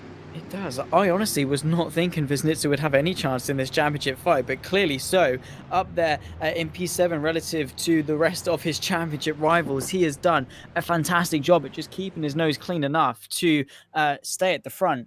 And yeah, I mean, at one point, Ercan was leading the majority of this race. Fabian Ballet looked quick. Jake Danahan coming in with 9 points ahead of everyone else, or 8 points ahead of Ballet. The last person I think we expected was to be Jan Vosnitsa to provisionally be taking the championship at this point. But drivers it just goes to show how crazy this race has been. Single file 150 kph. Here we go again. Andre taken away, and we get another lap, another stint of green flag racing as we come to the halfway point in this Daytona 225, the final race of the season for the Stock Car Pro Cup Series for FSR 2022. Andre leads the way by his Visceral Esports teammate Paul August Lana as we come towards the line. Green flag is called, and all the drivers get underway. Ampazidis and Simičić in that third, fourth place as they were last time around, with Loic Meunier in fifth. And as always, the top two seem to get a bit of a run around this circuit, but the slipstream will come back. Ampazidis will get a bit of a run with Jone Simičić pushing him down turn 3. Yeah, again, they need to work together to get back onto the back, but as long as they're in that slipstream, as you said a couple of cautions ago, Cam, with that slipstream, it allows you to slingshot onto the back of them, use that backwards momentum, and then really get onto the back of them rather than just being tucked up and not really be able to use full effect of what the slipstream can benefit you with. But yeah, Ampazidis trying to bridge the gap as best he can. But again, the two Visceral cars of Darius Andre and August Lana working very, very well together. This is Jan Vosnitsa, our provisional championship leader. And now, I don't think they're doing the maths in their heads, particularly unless they've got someone else doing it for them to sort of update them in voice chat or whatever. Jan Vosnitsa, if he does know that at the moment he's provisionally winning the championship, he's got to be taking more of a conservative mindset in this race. Yeah, the issue is he's got two cars pushing him. They want to get to the front in Prodan and Ryan Elliott's there. Elliott's also had a bit of an up and down season. He will want to have a good result as, there's crashes in the background. One of the competition cars is involved. One of the Valley Esports, two of the Valley Esports cars, David Jump there spinning around as well. Fabian Ballet, he's slowed down a bit. He's gained a couple of positions. No caution called as it stands. We continue green flag racing. Coming up towards turn 3 and 4 once again. We've got Valente pushing Simičić, who's also pushing Ampazidis towards the front. Yeah, this is a long train all the way down to, what is going to be Rory McDuff in P10 to round off this train. They are breaking away really from Michihori in P11, but as they start to fight, another caution straight away. We're going to have to take another look at this one. Will be starting off as Nitsa there, though. Slowing down, gets caught up potentially with his teammate Lianos. Both of them having some contact there. Adam Rainey just sliding past the pair of them. But as caution was called, contact between the two Netrex drivers, and that was certainly a little bit awkward. I would not want to be in the Netrex debrief after this race if that costs Vosnitsa the championship. But yeah, just drifting out actually to the right-hand side and collecting each other. That is an awkward ordeal to say the least. But again, with caution, slowing down this, that, and the other, it is awkward. But this is what happened on board with Llanos, just getting pushed out wide by his teammate there. Yeah, I think Wisnica comes up a little bit, and as we've seen, once pressure gets put on your rear right tyre, in the case of Wisnica here, even though he's turning left, the car's being pushed to the right, so he can't come back from that one, unfortunately. So that is certainly something that the drivers need to look at as they are coming to catch up. Castereveld in the safety car as they come around turn 3 and 4. Pits with the are drivers still closed. Pits are still closed. It's still closed for those drivers who are just going past now, of course. But yeah, Cass will catch up. Everyone will catch up. And that obviously went green for quite a while before the caution was called. Green flag was trying to be kept by race direction, but there were definitely a lot of cars Zach caused in that first incident that wasn't called caution straight away. Yeah, and then of course the second byproduct of that incident then forced their hand to call a caution. It is a shame that we can't have a long string of green flag laps, but if people keep crashing, it is unsafe to continue under green flag, because then it's just going to lead to more and more chaos. But yeah, race controller doing their utmost and their absolute best, I'm sure. This is Jean-Michel Garnier. What happened to the independent car just running through, just caught up again, tagged round, got... Oh, no, he didn't. I was going to say he slightly got away with it, then bang into the barrier, goes Kevin Moorville, which is, you know, a pretty hefty shunt. But yeah, it's crashes like these that even sort of the reluctant race control to bring out a caution, they have to bring it out because of this. Yeah, they certainly... Oh, John, they're so unlucky to get involved in that one. Almost missed it, but unfortunately ended up getting caught. That was the first initial... Pits are now open for lead lap cars. Pits are now open for lead lap cars. Looks like everyone has now caught up to the safety car, and pit lane is open. Darius Andre, come on, buddy. I know he's got a long way. Has to. He's got almost 50 laps, so it definitely seems that you actually save a lot under these safety cars. But having said that, we have had a lot of safety cars. He's going almost 50 laps into this race. Surely other people as well are going to be coming in. It looks like it's actually going to be Paul August Lana, but no, all these drivers, top 4, August Lana and Pazidis, Simicic, and a couple of other drivers as well. Ryan Elliott coming in to pit lane, Roy McDuff as well. Loads of drivers deciding now this could be the time. Yeah, especially for Andre. Oh my word, how he's been able to rank that car that long, over half distance of this race. He's done a mighty good job, and if it continues like this, could definitely have a one-stop. There's a car being spun around the 33, not being able to quite find his pit box, unfortunately, which is a little bit awkward. But yeah, a number of cars into the pit lane, pretty much most of the field, and a couple of people staying out to inherit and cycle to the front. It is Loic Moya that leads the way for now. But again, that is going to change and flow as the race progresses. But yeah, it's strange that not Loic Moya, of course. Sorry, it was I completely forgot his name. I'm so sorry. Darius Andre, sorry. Stayed out that long. He's the only person that's only had to come into the pits once, when you've got people that have come in already sort of 2-3 times. And that is the way the cautions work out sometimes. As it stands, only the top 8 drivers stayed out there. So about 30 cars coming into the pit lane. That is something pretty crazy indeed. Meunier now staying out the longest, 30 plus laps on his stint so far. We still have 40 laps to go, or we're actually now down to 39 minutes. So it is getting very close indeed to green flag to the end, or if we are going to be a few laps shorter. Maybe some drivers pitting now can actually go to the end. Maybe Andre can do this race on a one-stop strategy effectively if the cautions continue and we actually don't get to that time limit. That could potentially lapped cars be an may interesting unlap factor. themselves on the high line. Lapped cars may unlap themselves on the high line. So again, just the lap cars cycling their way through. But yeah, potentially so for Darius Andre, it's just going to depend on how many cautions between now and the end of the race if we do reach that time limit. But fair play if he's going to do this on one stop. That is such an outlandish strategy, but if it works out, we will continue racing at the end of this lap. We will continue racing at the end of this lap. It seems like that driver, the yellow car, which I think is Mazidis, he's being let around, but he isn't going to have enough time, I don't think, to catch up completely to the back of the field. But at least he gets back on the lead lap.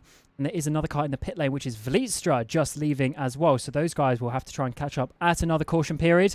But as we come around the final corners, Loic Meunier, we've seen this before. He, Gateway, led quite a lot of the race.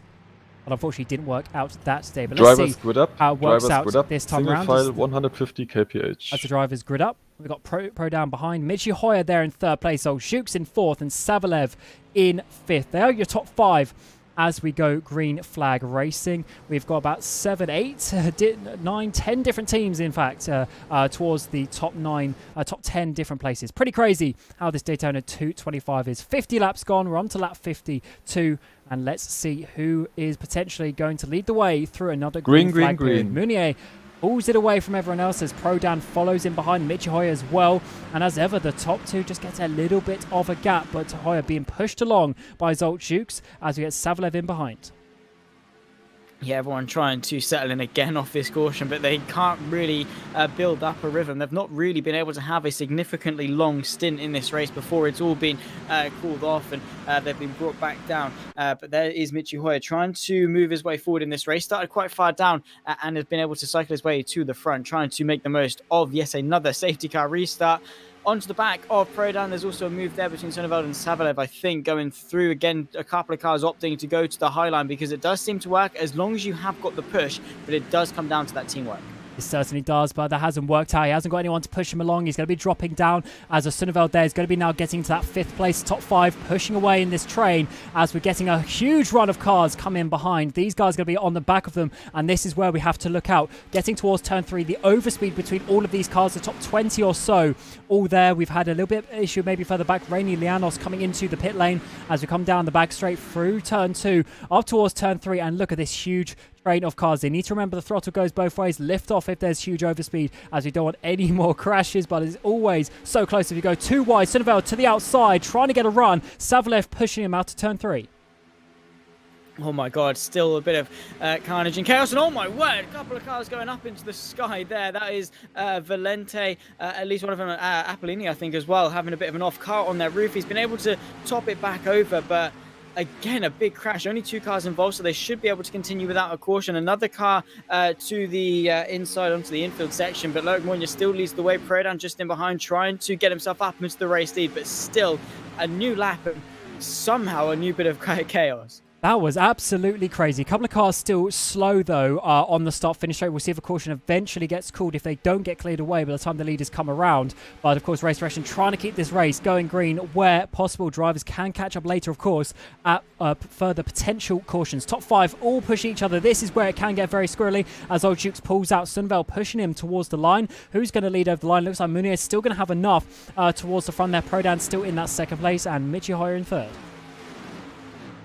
Oh my word, and yeah, there's so many cars, so little space. As we said a little bit earlier on, Loic Meunier still somehow leading the way because Prodan not been able to quite find a way through, but this pack of cars is extending and is only getting longer the more they fight. You can see there just in the background, that is Erchan, I think, just trying to get onto the back, but still somehow through all of this, after all of the misfortune that Jake Dennehan has been a part of, as it stands right now, he will take the championship.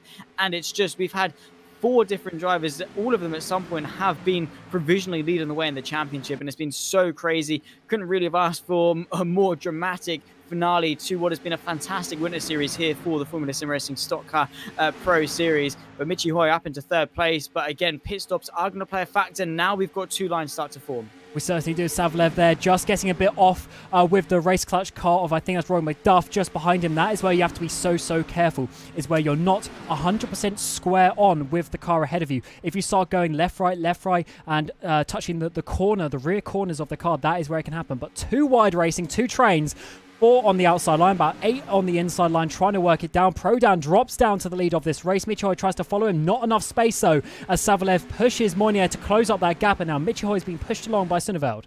Oh, but he gets pushed into the wall, though. Sonneveld pushes Michi Hoyer into the wall, and those 2 continue racing, so they'll continue green flag, but they've lost so much momentum. Yeah, just about being able to keep a point in the race. Still more contact afterwards and got themselves back into the barrier somehow. Pirouettes themselves round facing the right way, but that is an interesting turn of events for them. But Prodan up into the race lead, like when you're just in behind Savalev up into P3 because of that incident. But yeah, people really have not learned since the start of this race, not been able to calm it down at all. That is really teetering on the edge of what that car can do. Yeah, it's when you start wiggling around, and that is when the weight transfer can be pretty crazy. But as it stands, Prodan leading the way. Munir out there, 38 laps on this stint. If we keep going green, he's going to have to pit fairly shortly, of course. But we've now got a breakaway train of the top 9 cars in this front pack, as we see the peloton behind being leaded by Ryan Elliott there for RSR. Loads of cars in that second pack as well, trying to push themselves towards the front. But as it stands, they're not really going to be able to catch up with these top 9 pushing each other away. And when you get into a pack of 9, there's definitely a lot, it's a lot easier because you don't have so many variables, so many different people pushing each other. But so far, they're going all right. Let's see how long this one lasts. Yeah, we'll just have to wait and see, because however, that's been the answer to that question has not been very long for at least the entire race. The run of green flag hasn't been very long at all, but again, it looks promising to say the least. Let's say that much. Touch wood, fingers crossed, toes crossed, arms crossed, whatever you can cross it, because yeah, it's nice to have finally a bit of green flag running, especially with fights like this for the top 10 and just every position amongst it. But Jake Dennehan, you can see just tailing off to the back end of this fight because he doesn't want anything to do with it. He certainly doesn't, but what is happening is a bit of potentially side-by-side in this back train. Elliott leading the way, Mancini, Erchan, Fabian Ballet, Jan Voznitzer, all some championship contenders in this second part of the field, and they need to try and close up, of course, but it's going to be hard. They're dropping off now over 4 seconds back from the leader is Ryan Elliott there in that 10th place. Yeah, and that is going to be a gap that's going to be really, really hard to bridge. If it continues like this, they're going to need another caution if they want to close the gap back up. But yeah, we are seeing a pretty big split in terms of the top 9 and then the rest of the field due to just the natural field spread and things like that. Once we've been able to get going for a good amount of time, you can see there a car off in the background. Oh my word, that is going to be fairly dangerous. Ooh. I think we've been able to get away with it, been able to pirouette around everyone else, but in the reactions of that, a little bit screwy for a number of cars. The 2 TX3s as well running side by side, that is also going to be quite close. There is the Netrex of Amphiditis, and oh my god, another bit of contact. Mirko Mancini sent round, pointing the right way. Is he? No. Another spin, get it pointing the right way. There we go. And we've had, recent times we had a couple of crashes, but fortunately not enough to call out a caution. Yeah, I think Race Restaurant was trying to keep it going a bit further green into this race, trying to get some laps completed. 30 minutes left on the clock and 30 laps left, including this one. About 48 seconds a lap, so that is good if we go green flag racing towards the end. And of course, there'll probably potentially be a caution at some point anyway, which will catch up the pack, so no need to call it for someone's where it's just a car spinning. But we do eventually pits are closed. A caution. So finally we do. That was a good sort of 10 or so laps of green flag racing as the drivers work their way now back into a train. And Zach, we did get some green flag racing, so it definitely is possible. It's just when there's such a big pack of like 20 plus cars, there's just so many variables. There's a lot going on, and you have to process each and every single one of them, and all it takes is one of those variables to be there's going to be a big crash, and then there's going to be a big crash, and it can so easily happen. Takes a little bit of a twitch, a car dipping a wheel onto the apron. We were talking in qualifying how easy it is, let alone in race trim. When you're so far into this race, you're exhausted, and you start to sort of doze off a little bit, and you dip a wheel onto that apron, get unsettled, and go wide. It's the smallest things like that, as we have said throughout this entire race, that can just lead to just spark some incredible turn of events in terms of chaos. This is Mirko Mancini and how that ended up going for him. Yuka Pekalalu as well getting involved in something, tagged into the barrier, and again the smallest of taps that rear right has sent him into the barrier. And then it was again, did he save that twice? Oh no, he didn't. That is unfortunate. That would have been awesome if he did, but he tried and it was close. But again, a lot of damage for a lot of cars. Yes, indeed. But fortunately, we have fast, not like a fast repair as such, if you're used to sort of the iRacing side of things, but the actual time to fix the car is fairly quick, as we got Ampazidis there, who will need to try and unlap himself if he can, or slot in to the gap. Just coming out the pit lane as the drivers work their way around. Lap 63 of 90 for these drivers. And we are now within Howard, range. you may overtake on the apron. I was actually Liam Howard, my big not Ampazidis, but we're now at that point in the race where drivers pitting now can go to the end. But the point is, if you cannot, when are you going to make that pit stop to get to the end? That is the very important factor for these drivers now, because if you're at the front, obviously the likes of Prodan, Muni, etc., maybe not, but if you're a little bit Pits further are now back... open for lead lap cars. Pits are now open for lead lap cars. But I would recommend maybe pitting now, because if there's another caution, everyone will cycle back behind you and you'll have that track position. And as long as you keep out of trouble, when you cycle back to the front, you will then always be leading and you don't have to pit to the end. So this is potentially big decisions coming around that could factor into how this race finishes. Yeah, for sure. We'll see who decides to come in and who doesn't. But as you say, it is likely there to be another caution. You can go to the end. It does seem to be a no-brainer. A couple of cars, thinking about it, there goes Prodan into the pit lane, followed by a couple of other cars as well. But Loic Mounier and Rory McDuff. Oh no, Loic Mounier followed him in. Rory McDuff then is going to take the lead for Race Clutch. August Lana and Darius Andre just in behind. Jane Simoncic also staying out for Best Esports. And Jake Danahan as well has also stayed out. So he's inherited up into 5th place. So he's chancing it, rolling the dice a little bit just to make sure he can finish as high as possible. Yeah, looking at Andre doing 50 laps, those drivers, this front pack of 13 who are on 14 laps, in theory, if they took a full tank of fuel, which I'm assuming they did at the pit stop, could get to the end. But we did have maybe 5 caution periods for Andre to get to lap 50. So there's definitely some potential that these drivers now in this front pack can go to the end. But I guess an important factor is also if they took tyres, because you have to, as a minimum, take 2 The pit lane is now tyres. open also for lapped cars. The pit lane is now open for lapped cars. Yeah, so the rule is you have to take at least 2 tyres. That can be, just the right side tyres, for instance, but you have to take 2 tyres. So if you took the chance and didn't take them at that first pit stop, then that could potentially come into factor with how you're going to have to get to the end. But as we've seen already, it doesn't really matter if you're making pit stops as long as there are more caution.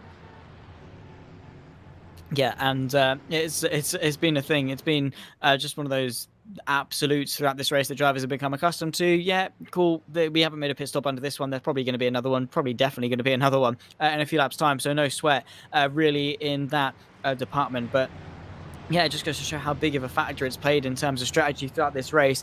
And for a number of cars, it's definitely made the difference and really allowed the grid to and the timing tower to fluctuate up and down. Yeah, it's really been just a strange race as we see Mirko Mancini rejoin the second. How many times have we seen Mancini leave the pit stop, though, in the last few laps? I swear every lap he's gone back into the pit lane. Is he trying to just top up with fuel every time he comes through, get new tyres every time? I'm not sure. But he's definitely been in the pit stop quite a few times, or maybe he could have got a speeding penalty every time he came in. That would be a very awkward one, but certainly a possibility around here, as we now have Roy McDuff leading the way from Paul August Lana and Darius Andre, who's rotated himself back to the front quite nicely, and Simoncic behind Jake Danahan in that 5th place, with Arda Ercan, one of the championship protagonists, just behind him. Yeah, so it's going to be an interesting dash to the finish. 25 laps left to go in this race. And fingers crossed the majority of them are going to be under green flags, and fingers crossed that we don't have Lapped too cars many. may unlap themselves. Lapped cars may unlap themselves. Please use the high line for that and be careful. Fingers crossed we don't have too many cautions from here to the end. But with lap cars now being able to go back through, they'll join the back of the pack and we'll be able to go again. And it's been really good. The And amount of lead cautions lap that we've cars, had, please stay on the low line. the amount of cautions that we've had and race control have worked each and every one of them so seamlessly to get us back going as quickly as possible. Yeah, they certainly have. Of course, Thomas Lenz, the voice you've been hearing, he's been there as he has been all season to conduct these sorts of things, but it's so much more important on the oval and just in general with the races where we have these safety cars and things can obviously change very quickly, but for this race as well, we also have Richard King and Cass Reveld as well, helping behind the scenes with that race direction, trying to keep as many eyes as Cass is also driving the safety car today in the absence of Anthony Nispon as well. So yeah, loads of people getting involved with FSR to finish out the year. This is, of course, the final race of the year. We've had the main season 2022 with Colin Spork winning for Unicorns of Love, and now we have this autumn series for the Stockcar Pro Cup series as well. We are today going to find out who is going to be the champion from that one. Then, of course, winter break will be coming your way. Change of president as well for FSR with myself not being president next year, if that was not common knowledge to some people. So yeah, the vote is going on for that. So loads of things changing over the winter here in FSR, and to round it out for a nice finish with some green flag racing to the end would be a good way to do that, Zach. Yeah, end the year on a high. We had a fantastic season for the main FSR season of 2022 across the Academy Pro and the World Championship series. It was awesome action, and then to come into this and get the ball rolling at Road Atlanta, really kickstart a different series. We have new stock cars. We usually are in sort of the Indy cars for the winter series, using the stock cars for a bit of a change, and they haven't disappointed one bit. They've been fantastic. They've delivered some great action, especially at ovals. And with the race has been sort of as weird as it is, a number of cautions, a number of crashes, to have just a good barnstorming finish, I think is very appropriate for what FSR has been able to deliver this year. It'll be very nice indeed. 23 laps to go. Petrenko there just getting another lap back. Everything tries to settle themselves out. Ryan Elliott, please go to the back of the grid, back of the pack, because you have screen freezes and this might end badly. So please go to the high line and fall back. Right, Elliott, they're just being told to go to the back, which is a bit of a shame for him. He's having a good race up in 8th place, but the screen freezes, of course, are a big issue around the ovals. So hopefully he does comply with that one, as we are, of course. Elliott, please go to the back of the grid, because you have screen freezes. As we are, of course, seeing the drivers try and work their way out into some sort of order for this final couple of laps of the race of the season. And as it stands, Rowan McDuff is leading the way. Ryan Elliott now dropping to the back there to go to. Yeah, for the other cars, people, please overtake him on the low line. And just being instructed to overtake Ryan Elliott. That is a shame for him, because again, it's one of those things that you really cannot control. And yeah, it's sort of the real life equivalent of your engine blown out or whatever. But he's still in the race. Fingers crossed that his issues get sorted ASAP, so we can still sort of have a resurgence maybe for the final portion of this race. But yeah, again, that is just unfortunate, because Elliott has really proven to be pretty feisty over the course of this season. He's really shown some good pace. Unfortunately, that it's just the results that haven't quite done that justice. Yeah, it hasn't obviously been the way potentially that they would have wanted, but looks like, of course, coming back towards the way of the green flag racing. These guys need to remember to try and keep it clean. That is the aim of the game for the final few moments of the race.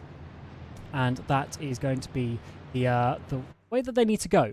They want to be coming out on top of this one. It is Rowan McDuff for race clutch, and he is going to be trying to just try and show what they can do for race clutch. They came in to this series with a couple of drivers, with Jürgen van Bergen as well. Colin Spork, FSR 2022 champion, jumped in for Road Atlanta. Potentially Gateway as well. But he's Rowan McDuff leading the way. He's often an oval specialist, being an American himself, gets very keen for these sorts of things. But he has got 22 laps to we the will end to go hold on green to. at the end of this lap. We will go green at the end of this lap.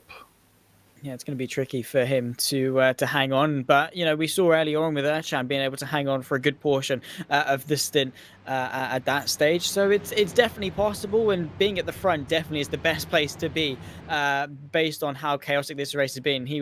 It's clear track ahead of you. Just gotta stick to a line, stick probably to the low line, I'm sure, and just hope that you don't get tagged around from anyone behind you or get pulled alongside and sort of swiped across or anything like that. Being at the front definitely puts you in a much safer position. So fingers crossed for McDuff, for his sake, he's going to be able to move forward, because last time out of California, he did a really good job in qualifying up there, really, with Simoncic and some of our front runners. Unfortunately, I don't think the results did show what his pace had, but he's definitely portraying what an oval specialist he can be.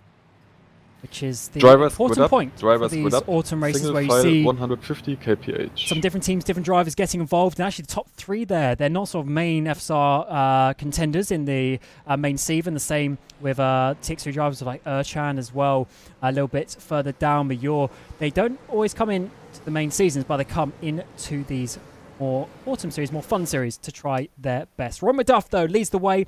Lap 71 about to happen. 20 laps to go here at Daytona.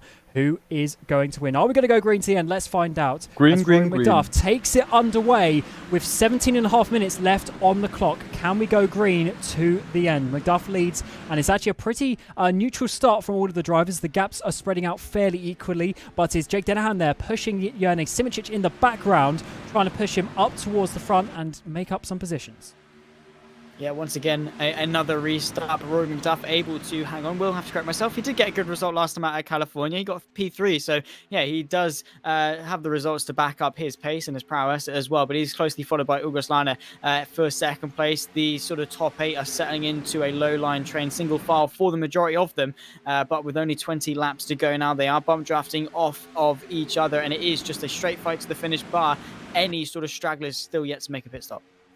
As we're getting side by side in the background, all of Vlietstra maybe getting spun around. One of the ATCG cars getting spun around in the background. We continue green flag racing as it stands, as the drivers try and work their way once again. We're getting a bit of a pack forming, getting towards the front. Vlietstra does get a penalty as well, potentially for cutting the track in the top left corner of your screen. So loads of things happening. Cars moving position all over the place as everyone tries to fan out. We're 4 wide in the background. More contact between the two. Cars upside down. That's one of the visceral cars as well, as the number 54 of Carlos Martin. He's upside down in the background. We continue green flag racing, but no caution is called. And we go back under the safety car. And once again, Zach, loads of cars getting involved when we go back green flag racing. I do have to feel for Carlos Martin, to be honest, with how his race has gone. He's been so unlucky, been caught up in so many incidents, and to round it all off, just ends up upside down, tumbling over once again. And the cars in behind just had no way to react to that. They didn't really know what his car was doing, and that is such a shame, really, for the Team Iris car. With yet another pretty big incident. This is Valante's sort of perspective of everything that went down. You can just see how quick he had to react. Went to the left and was just tagged round because, again, not everyone can see the full extent of the damage. Yeah, they certainly can't, and it is not the funnest thing to do, of course, trying to slow down. McDuff still leads the way. We've now got 15 minutes left. 15 minutes left, and it looks like we might be going under the time Pits are now limit open for lead lap cars. Pits are now open for lead lap cars. With 18 laps to go. So drivers now need to think about their fuel. If they're trying to squeeze it to the end, they're now maybe going to be a couple of laps less than the 91. Or if you need to pit still, remember to not take a full tank. But everyone is staying out, as I think pretty much everyone has made their final stop and are going to the end. So it's just a straight dash to the end, bar any more cautions or anything, or rather anything else that really wants to put a spanner into the works of this race. But yeah, it's been so crazy, so up and down. And through all of it, Jake Dennehan, Jan Wisnitzer, Arda Erchan as well are, next to each other. Actually, all 4 of our championship contenders are Jake Dennehan P5, Jan Wisnitzer P6, Arda Erchan P7, Fabian Barley P8. Our top 4 are 5, 6, 7, and 8 on track. And through all of this race, I was not expecting that. Yeah, certainly wasn't. But, these things always have a way to spin around. And as you say, Dennehan is in the prime seat, but one crash could easily change that. At one point, Vosnitsa was leading the way in the championship. So it's pretty crazy just how quickly these things can change, and especially with the laps, with the time limit coming down to it, and the laps maybe not being complete. That, of course, gives less time for things to change, as we're getting now to 13.5 minutes with 15 laps, or more than that, actually, 17 laps still to go. Yeah, we are really to the final sort of stage of this race. It has all boiled down to this. Everything that's happened beforehand really doesn't matter at all. It's fair game from here on in. But as you say, it doesn't take much for Jake Dennehan to have yet another big off that he had earlier on. He's been able to recover really well, put himself into this position. But now, if anything does happen, he doesn't have the time to recover from it like he did before. Hey, certainly doesn't. So Jake Dennehan's mission now, he's got, 11 points as it stands. We will continue racing at the end of this lap. So he just needs to make sure that there aren't 11 positions net change between him and Erchan. There's only 2 places at this moment in time. So as long as it stays roughly in that window, that's all he needs to care about. So the main, position for him is that he's got Vosnitsa, his teammate, behind him, which could come in handy. Yeah, for sure. It is going to come to sort of allow for a pretty smooth process, like with the TX3 drivers at the start of the race, having 3 of them right at the front of the pack. It just allows them to feel more secure, to back each other up and to use them. Drivers good up. Single file 150 kph. Use each other's strengths to sort of boost each other's morale and work through the race a little bit better. Just being able to know they're not completely isolated. But hey, only time will tell. We have now got 16 laps left of this race to go. Rory McDuff leads the way. He's followed by 2 Visceral cars. Yes, it is getting close. It is getting close on the time limit. 11.5 minutes to go when we go green flag racing, but 16 laps as well. It is getting tight, and Rory McDuff leads them as we go green flag racing. Let's see if this is the final stint of the race as the drivers all work their way through fairly calm again as it stands here at Daytona. The final race of the season with Jake Dennehan leading the way as it stands in the championship. He is currently there in that 5th place, trying to push along Jernej Simoncic towards the front. Yeah, trying to just stay in contention as much as they can, practically pushing him through. Jernej Simoncic going to the high line. He's going to get freight trained. Another caution. Pits are closed. Already. Pits are closed. Caution. That was something obviously happening way further in the background. Let's try and get a replay to see. And it looks like it might have been Lurk Meunier who was having a crash further back. 32nd place as it stands, but where was he? That was Jukes there getting turned into the wall. But then it's when he came down, that is what caused the big crash. So many cars involved. Hoyer, Hanko, I think that was Elliott as well, Mancini involved. So many cars there, Zach. Yeah, so many. Once again, they had no choice but to bring out the caution. It is... it's been a race really of attrition, trying to keep your nose clean. I don't think anyone's had a seamless race. Oh my word, that is a big shunt. And coming back in right off the safety car restart as well happened sort of towards the upper end of the grid. And because of that, everyone behind had to suffer the consequences. And as we said earlier, it's that Constantino effect. No one can really react properly to what they're doing. And once one car goes off, then it's 2. Then, that collects another car, 3, 4. And it just bunches up and it snowballs into the big mess that it ends up being. Pits are now open for lead lap cars. 10 minutes remaining, top left of your screen there. It is getting to that point where we will be finishing short of the 91 laps total for this race. And that is going to be very important for these drivers now cycling towards the front. Do they take more aggressive maneuvers because they know there's going to be less laps? Or do they try and keep it safe and consolidate their position, also knowing there is less laps for them to lose it? This is where the risk versus reward comes into it. McDuff still leads the way, though.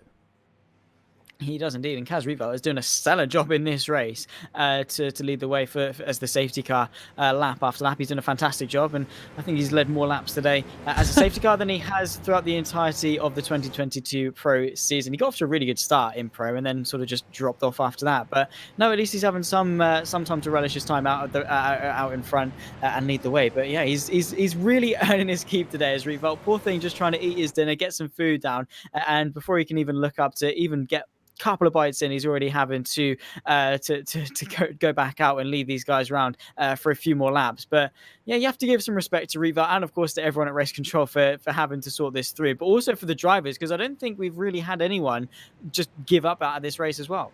Yeah, there has been a couple of DNFs. Jukes after that crash, Harry Smith and Jurgen van Bergen after the previous one. But to say the truth, 3 DNFs out of the carnage that's happened over the last 90 minutes of driving is pretty good indeed, I would say.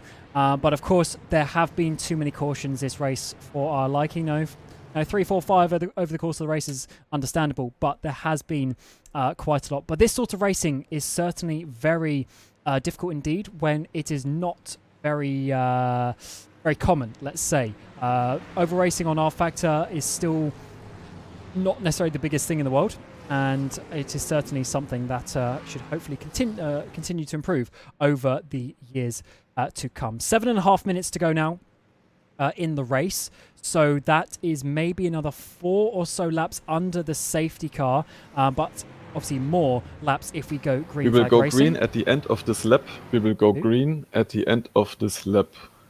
Since we only have 7 minutes remaining on the clock, this was the final caution. So we will not call any cautions anymore. We will go green to the checkered flag. No cautions to the end, Zach. It is a free-for-all. Let's see how this one works out. Yeah, we'll have to wait and see. Again, it's been a race of unknowns. The only known really has been for another caution to come out, but no more. It's a sprint to the finish. Final 7 minutes. Rory McDuff still leads the way, followed by the 2 visceral cars of August Lane and Darius Andre just in behind. But in terms of the championship, Denahan, Visnitsa, Ercan, and Drivers Barley, good up. all in Drivers good up. fight for that 150 kph, single file. Here we go, indeed. Denahan leading the way in the championship from Ercan. He's done a great job to get back up to P5 after being involved in multiple accidents. But can he hold on? Will he get involved in an accident? Is the championship going to change to the end?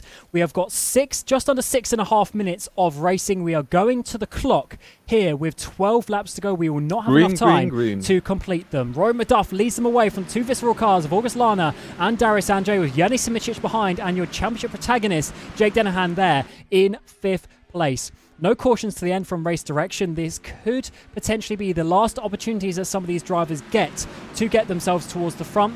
If you have dropped back, you need to be getting yourself to the front, but do so with caution.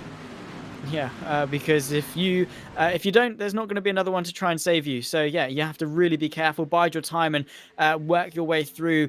And already a yellow in sector 1. There seems to have been already an off, but no cautions to be called. Of course, this is X3s on the outside. Sorry, Zach. The 4 TX3s trying to push their man Ercan to a championship, trying to get himself ahead of Jake Denahan. Cautions, as you say, are out, or yellow flags, I should say, are out, but those TX3 drivers really trying to play the team game here. Unity amongst those TX3 guys to work together and push themselves up ahead of Jake Denahan and Jan Visnitsa, doing their absolute best, but it's not quite working on that high line. They're doing everything they can. It's just not quite enough, and they might have to settle in tow to try and try again, reevaluate and go again. But yeah, I doubt, unless Denahan has a spin, that they can get the advantage they need to win this championship.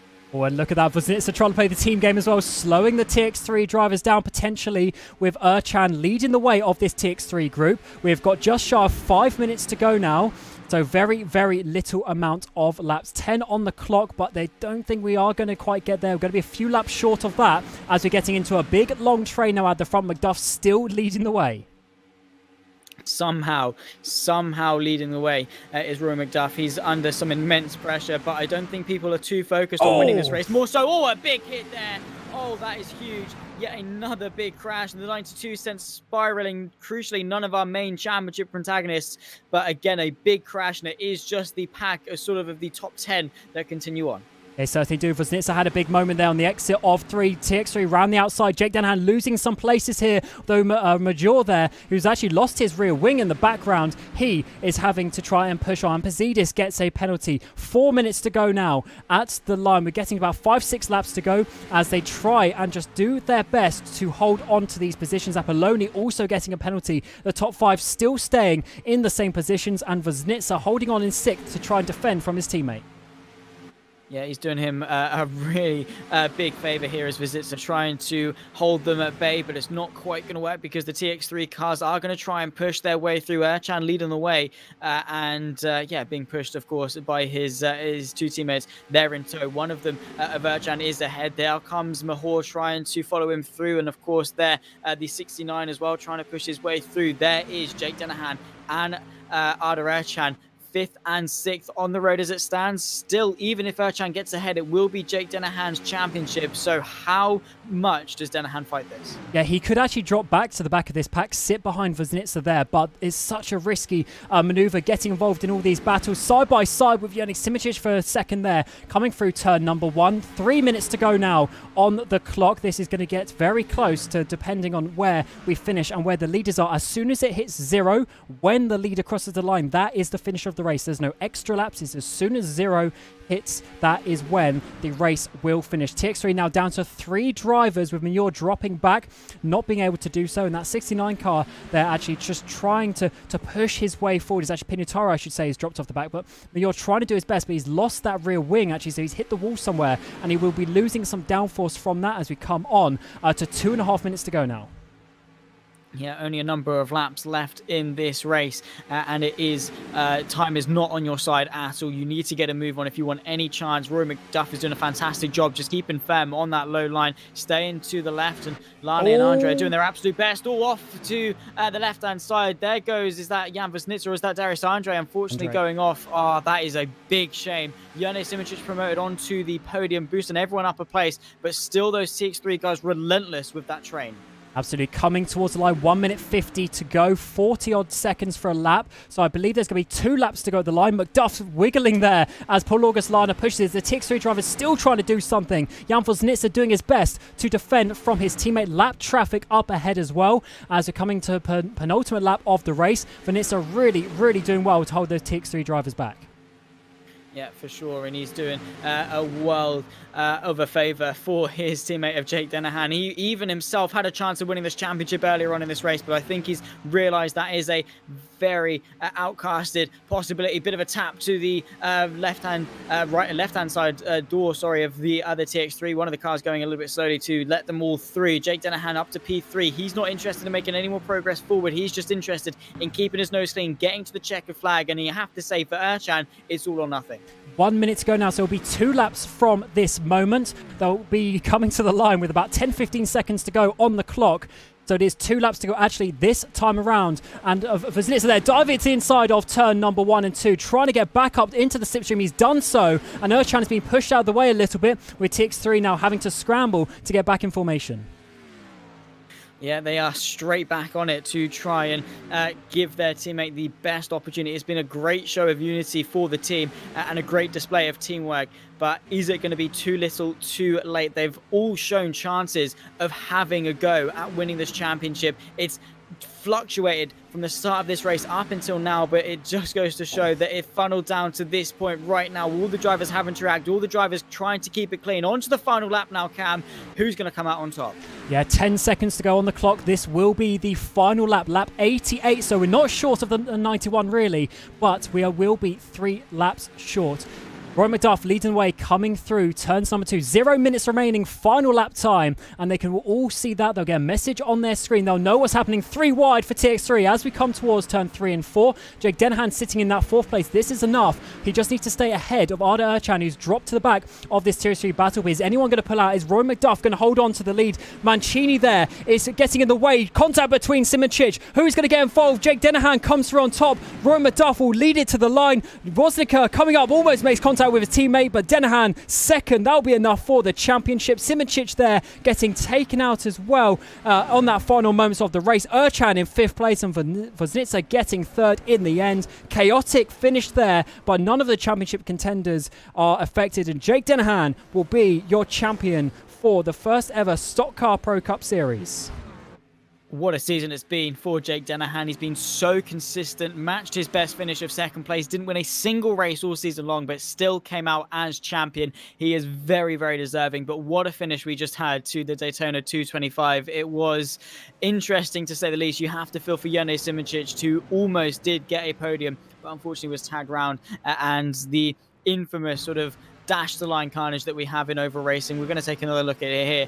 How all of our championship sort of leaders were able to find their way through, I do not know. But that is definitely one way to round off this season and to round off the year for FSR 2. Yeah, that was a potentially big moment there. Denahan choosing the right way, almost getting collected though by the spinning cars.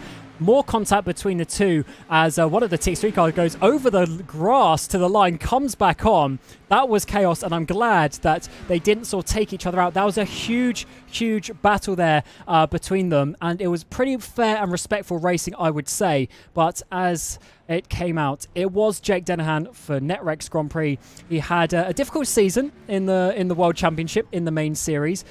Some would say potentially jumping up a season early, but it was a good learning year. This year, he's really progressed as a driver. He's stepped up to that World Championship level. He got some good results there. And then coming into the Stock Car Pro Cup Series, he managed to take home the title. So what a year for NetRex as well. Obviously, being Unicorns of Love winning with Colin Sport, but of course, Sport was sort of part of the NetRex family for that season, and then also taking the championship here as well.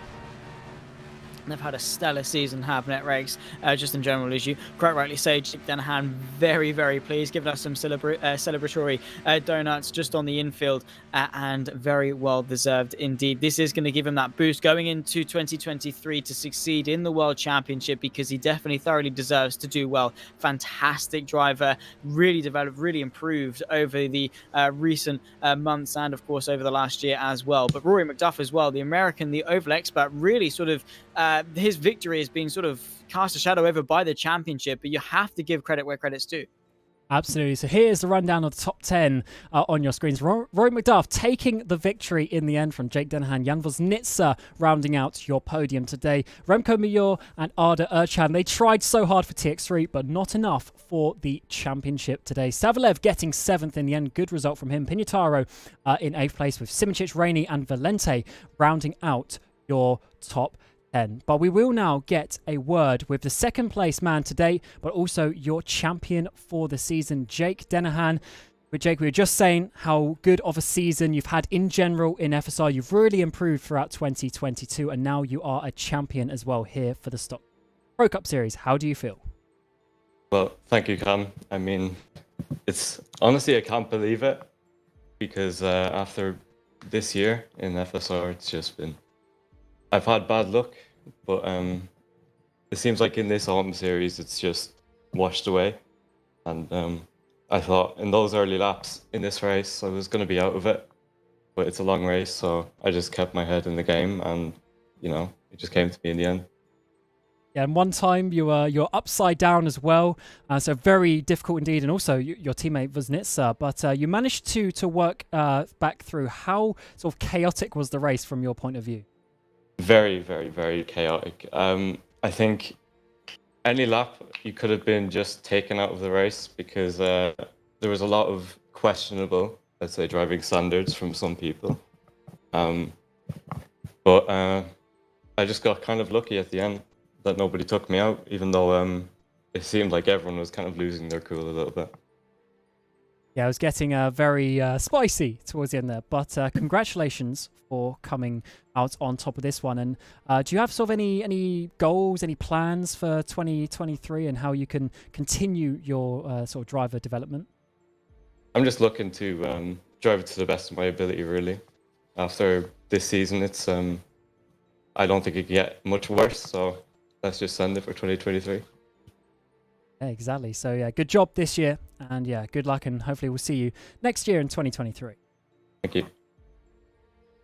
And we will also get a word from the race victor today. Rory McDuff for Race Clutch, the number 91 car, managed to get to the front, and with all those cautions at the end, was able to hold on as well with those last sort of 10-lap sprint to the end. Rory, how was that from your point of view? Oh, it was great. I love Daytona so much. I love pack racing. I love everything about this track and NASCAR. I mean, it's so much fun every time. We made a good strategy call, pitting pretty much at exactly the right time. We even had a bit extra fuel, and so did the other cars behind me, like Paul August Lana. But pretty much it was just flat out to the end after those last few cautions, and came out with the win. And how stressful was it at the end there? I guess maybe from your point of view, you weren't seeing too much, but there was obviously a championship battle behind you. Loads of things could have happened. Were you just really holding on there, hoping that you could get to the end with Paul pushing you to the? Yeah, I was pretty calm actually. I've been in this position a lot on ovals, so it's something that staying calm is just keeping your line, focusing on the turn ahead, and that's all I did pretty much. Congratulations today, and also for the season coming down with Race Clutch, and in the end being the Daytona 225 champion. Well done. Thank you, Cameron. So Zach, what a season that was, and it finished in style. We had a lot of cautions in that race, but we got green flag to the end there, and we had a great championship. We got there in the end in terms of the Daytona 225. But overall, throughout the season, we saw some great action. You know, we started off with the road course at Road Atlanta, then Gateway, then, of course, the Apple Valley, and then to round off the season here at Daytona. It's been a fantastic month and a bit of action. Really, really enjoyed each and every race. It has to be said, it's all had its fair share of drama, excitement, chaos, racing. And yeah, at the end of the day, we crowned a really deserving champion. But I think any of our top four did deserve to come out on top. And you also have to say, what could Jane Simoncic could have done if he didn't have to go to Monaco for Gateway? What could he have had to stay at this championship as well? But yeah, we had four-way fight really for the championship, come to the final race, separated by 13 points. That says everything you need to know about this season. And yeah, it was just awesome. Yes, it certainly was. We had 4 rounds of action starting back in the middle of October, a month ago, with the Road Atlanta 100, going to Gateway 150, and then California 175 a couple of weeks ago before the Daytona 225 today. It was fun, and it was certainly a good way to round out the year for FSR, and also myself, my time as FSR president. It's been great to be here for the last 4 years, and 5 if you count the year of being vice president before that. It's been great, and I'm pretty glad to see it come to an end with a nice finish here at Daytona. But from us here at FSR for 2022, this concludes the year, and we look forward to seeing you next time in 2023. Goodbye.